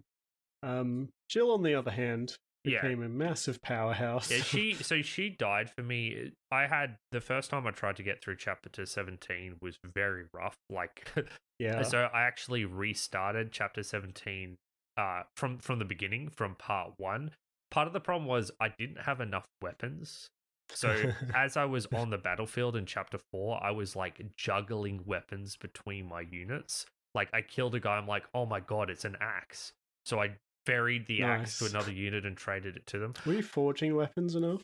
Yeah, so I didn't use it much to start with, but then I used it as a way to... I basically forged weapons for my weaker units as a way to balance that power level. Like, Jill was a person who I forged the most powerful weapon I could for, because she was underperforming a bit damage-wise early on, and it brought her up to more of a reasonable level. So I was a bit confused by forging at first, because I didn't know how the game's economy would work, but when I realized that the game just throws so much money at you, and I realized you're just meant to forge weapons every time you go back to base, I started using it more. Yeah, you can make some really strong stuff with it. Man, when Jill promotes, she just starts taking, like, I don't know how often you saw where a unit would hit another unit and it would do literally no damage. Yeah. Yeah, she just becomes immune to physical almost. That was something... So I know that we're just continuing onwards. Do you feel like level disparity overrules the weapon triangle and unit type in a lot of cases? Because it could, yes. I think is good, actually. Well, I didn't actually like this, because once again, I feel like it decreased the tactical focus in favor of here's my strong uber unit that either takes... Because it's not that it reduces damage, it's that you have better dodge chance. Like, if your Titania is strong enough, not only will she take no damage from the enemy, but she'll just dodge half the attack. She'll dodge half the magic attacks. Like, they just become nigh invulnerable if you've got enough of a level advantage. Yeah, that was not the case for me on the final battle, where all the units are insane. Oh no, not the final battle. It's far more balanced to that. Yeah, the final battle, because like there's a cap on how far things can get, how strong things can get. I had not been leveling Icup very much, because my feeling was that if he dies, I lose the mission, so I never wanted to put him in harm's way a lot of the time. I put him in harm's way all the time. He's a very strong unit. He was one of my frontline fighters. Yeah, see, I had Boyd instead, who was like an absolute powerhouse. He was dead. Yeah. So come the final battle, man, I had to like sacrifice like half my units. So does that mean you didn't beat the Black Knight? No, I had to run away. Yeah. Yeah, I beat him because my Ike was buffed. Really strong. Yeah, no, Ike died in one hit for the Black Knight, no matter what, in that I had to just run away. Right. Yeah, no, I used Ike a lot. Like, he was, like I said, along with the my triple paladin team, he was one of my frontline fighters. All right, James, do you have any other notes? I've said most of what I need to say, I believe. Yeah, just one note on the visuals. Actually, we don't usually talk too much about this because we're like Neanderthals when it comes to talking about graphics. To be honest, I much prefer talking about gameplay. Um, I think that the battle animations in this game suck compared to the Game Boy Advance Fire Emblem titles, which all have fucking fantastic, snappy, stylish battle animations. This game is their first foray into 3D. You can really notice the difference. Like, I looked at footage from Awakening on the 3DS. They actually went back to 2D character sprites in battle, Mm. and then the battles are 3D models again. But I kind of, back that decision. I think that the 3D models in this game are pretty bland. The couple of CG cutscenes look okay by comparison. And there's most of the 2D character art I like. There are some that are noticeably worse than others, but some are really good. But yeah, the battle animations, they hurt. I turned them off immediately, not because of the speed, which I would have later, but because visually really boring. I guess my point about the visual thing I'd bring up is the UI. I actually It's think actually that, good, right? well, It's really good. it's basically the best it can possibly be for a controller. Like Yeah. I was impressed with how good it was for a controller. I still think a game like this on mouse and keyboard would work like just a million times better. It's just a game like this is better suited for being able to rapidly click between units, but I don't know how you could possibly do it better on a controller. There's lots of clarity in what's happening. It lets you rewind, so you can click on a unit, move them next to a unit, press attack, and still rewind. Like it doesn't commit you to an action until you actually perform the action, which I was very appreciative of. Early on, when you're trying to learn these games, having that being punished in that way would have been really rough. Yeah, fantastic UI, really good UI, better than Gorky 17 for sure. Even though that's a point and click one, better than Panzer General. I was pretty impressed. Yeah, and like I'd say the best feature is one that, I think like Elden Ring has this feature and it's great. Is that you can press a button on the UI and then whatever you hover over in your inventory or in the stats page, it'll Gives show you a info. pop-up. Yeah. Yeah, it gives you an info tutorial telling you exactly what it is and what it does. Like that alone just made, learning what all the stats did and that kind of thing just so much easier. You could hover over weapons for big detailed descriptions, and because all of the like the stats and all that kind of thing were in these like boxes, the UI wasn't cluttered with like box pages of stats everywhere unless you wanted it. So they managed to have a really simple UI that is very informative, and I liked a lot. Oh, and we can't affect. I can't believe we forgot this. There's one more thing that is really important for the strategy of this game, and that is, of course, biorhythm. Yeah. Oh my god. so, so there's this thing in this game. I've got no idea why it's here. Every unit has a biorhythm, which is like a thing that goes up and down. When they're on the bottom of their biorhythm, they're a less effective unit, and when they're on the top of their biorhythm, they're a more effective unit. What's more, there are skills related to biorhythm. There are skills that double the effective biorhythm and half the effective biorhythm. James, why is this here? It's What is this? obviously the intention of the system is to make you use different units depending on their biorhythm, but like it just doesn't work that way in practice. Like even your strongest units at their worst perform better than like your bad units at their best anyway. And like the effects of biorhythm are like plus minus 20% accuracy, so like sometimes you'll just miss a heap of attacks and it's really annoying. Like I never changed my strategy based on the biorhythm. I just got annoyed by it constantly. The funniest Uh, thing is, like, do they actually expect players to open up their character menu, observe their biorhythm, and have expect that to tangibly affect their decision making? Because that is insane. Like, that is insane that developers would think anyone would do that. Maybe it matters more on like the highest difficulty, like the secret difficulty that unlocks after you beat the game on hard. but I just do not understand why it's here. It's so useless. You know what it reminded me of? It reminded me of like the stamina bar from System Shock 1. It's like, Yeah. what is the purpose What of is this thing? Like, it would just be better to say that, like, you can use this unit for 3 battles and then they need to rest for 2. Yep. Like, Force and you put to that on there. diversify your units. Yeah, that would be better. Yeah, it's garbage. Alrighty, well, with that important discussion point out of the way, I believe it's time to move on to final impressions. I actually have Oh. one very final point. I swear it's just a quick one. There you go. Fuck the fact that you can only have 5 support conversations per character. It is the worst part of this game, bar none.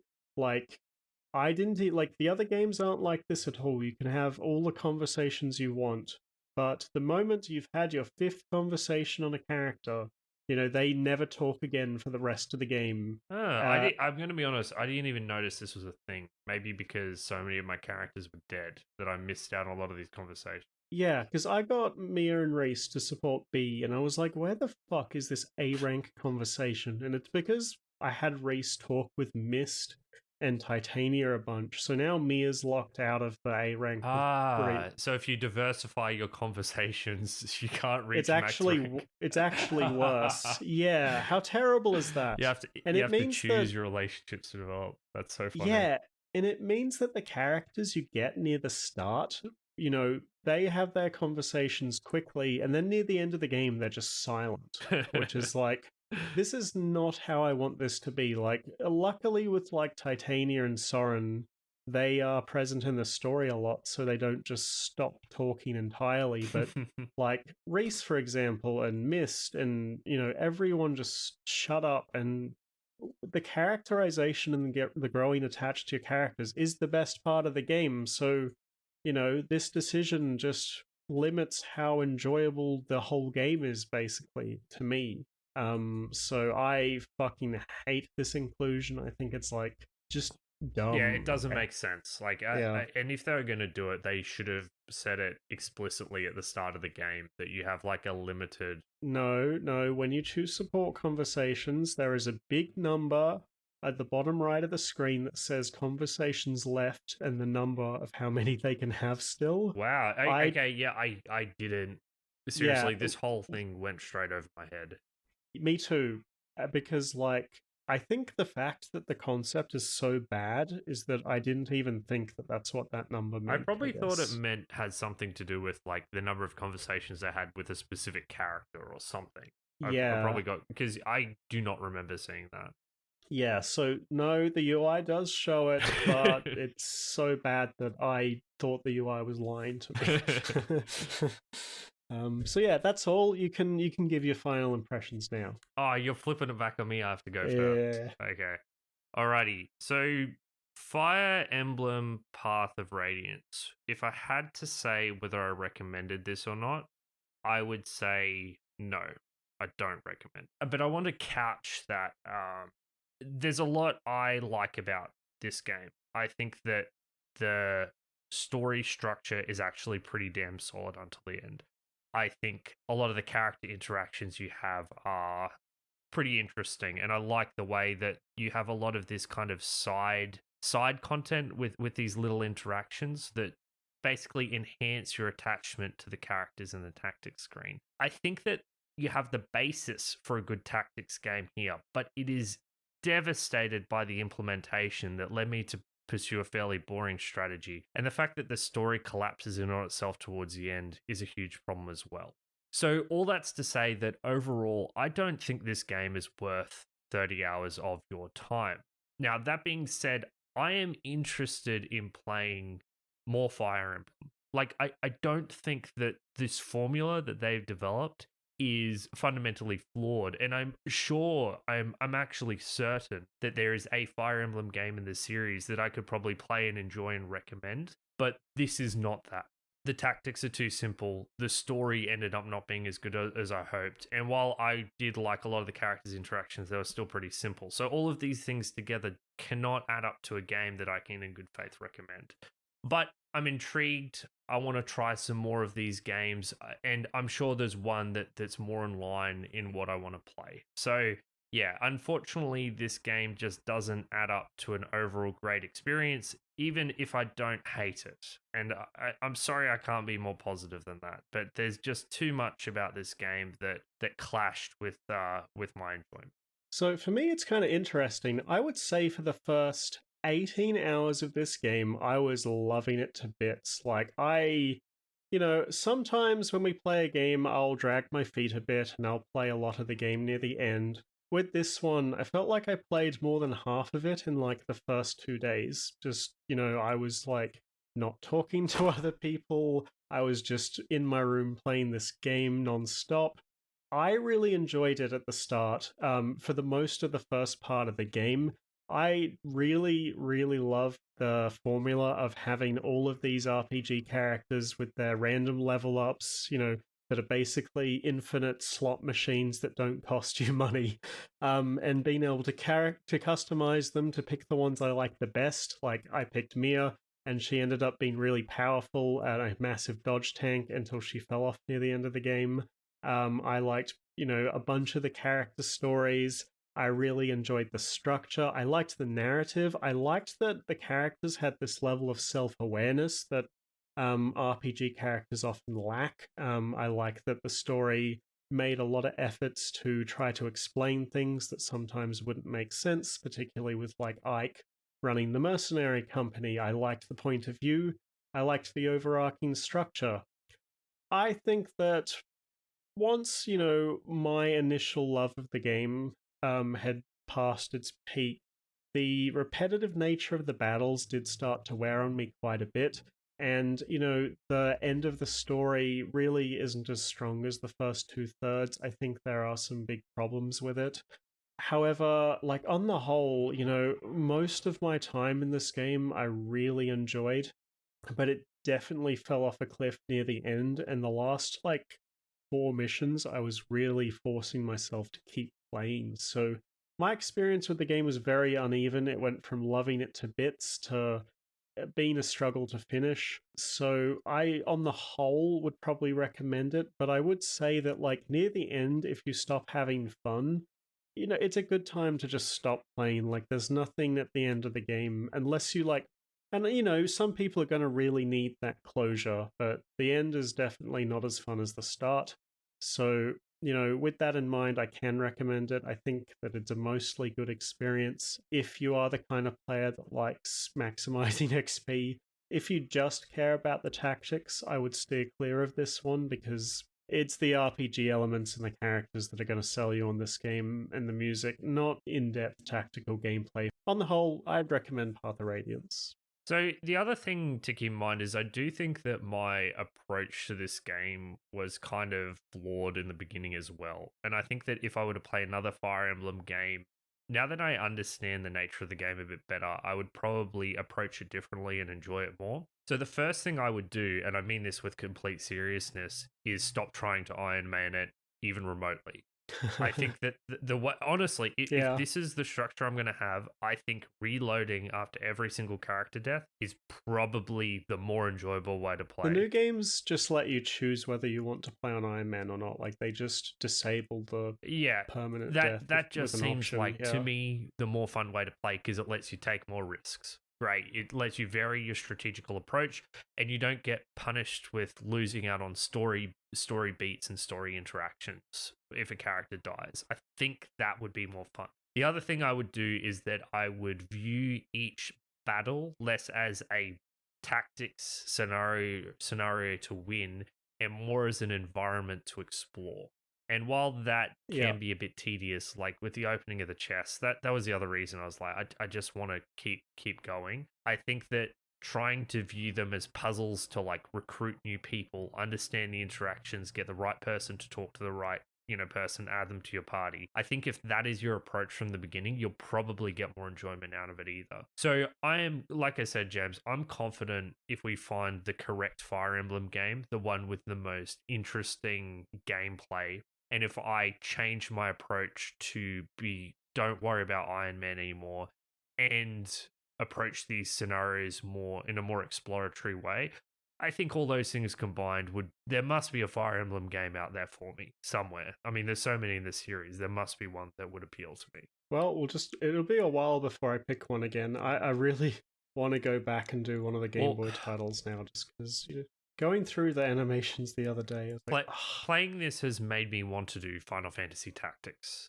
Because after doing some reading, everyone's like, yeah, Fire Emblem isn't as deep as Final Fantasy Tactics gameplay-wise, but it's okay. And I'm like, man, I kind of just want to play FFT now. It just seems like the logical next step to have a deeper tactical sort of situation.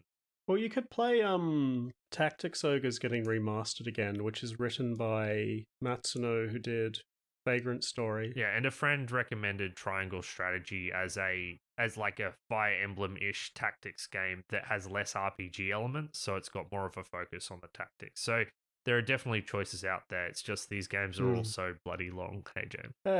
Like this episode, right? Well, that seems like a good time to sum it up. Thank you so much, everyone, for taking your time to be with us here today, listening to us talk about Fire Emblem. We are the Retrospectors podcast. My name is Patrick Arthur, and my co-host was James Turlings. You can find all of our content on our website, which is rspodcast.net. It's got links to all of our social media. It's got all of our episodes we've published, as well as a bunch of articles that James and I have written on games old and new. Most importantly, it's got a link to our Discord server. Our Discord server is where we do most of our community interaction. We talk about games, we take recommendations from the community, and we would love if you've enjoyed the show, if you have a recommendation, if you have a counter opinion on Fire Emblem, please do drop by and let us know what you think. So, James, that about sums it up, and I believe it's my turn to pick a game. Yeah, it is actually. What have you got in store for us? I have selected a game that looked very intriguing, and this is in a genre that I'm normally not a big fan of. It's a point-and-click adventure game, and it's called Blade Runner. So I love the Blade Runner movies. The original one, I think, is a beautiful movie to sink into. Its environment and world design is fantastic. And I genuinely think the sequel is just as good. And in some ways, it's even better. Like, they're wonderful films, a wonderful cyberpunk, slow fever dream to sink into and enjoy. I love them to pieces. And normally, if you said there's a point-and-click adventure game based on them, I'd be like, whatever, I don't care. But there are several elements of this as a point-and-click adventure game that seem different from the typical one. It seems like instead of the combining items together puzzles, it's genuine investigations. And there's this element of randomization because the replicants in the game world are randomized every single time you play through. So it's not even like they're set puzzles. You kind of have a genuinely different experience every time. So it's a bit of a change of pace, but I think this might be a point-and-click adventure game I can enjoy, and I really hope it is one I can enjoy, because I definitely love the world building already, at the very least. Yeah, I've never actually watched the film. I don't know, something about sci-fi never really clicked with me, to be honest. Yeah, it's a slow burn. In some ways, the first Blade Runner is straight up a boring film. I mean, I know people love the film, so I'll probably just watch it before we record the episode. I would say it's almost compulsory viewing, so you better watch it.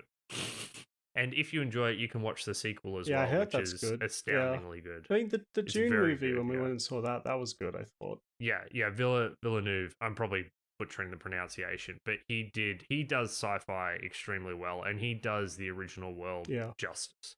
So yeah, I'm keen as to try this game, and I hope it does something interesting with the point-and-click formula. Mm-hmm.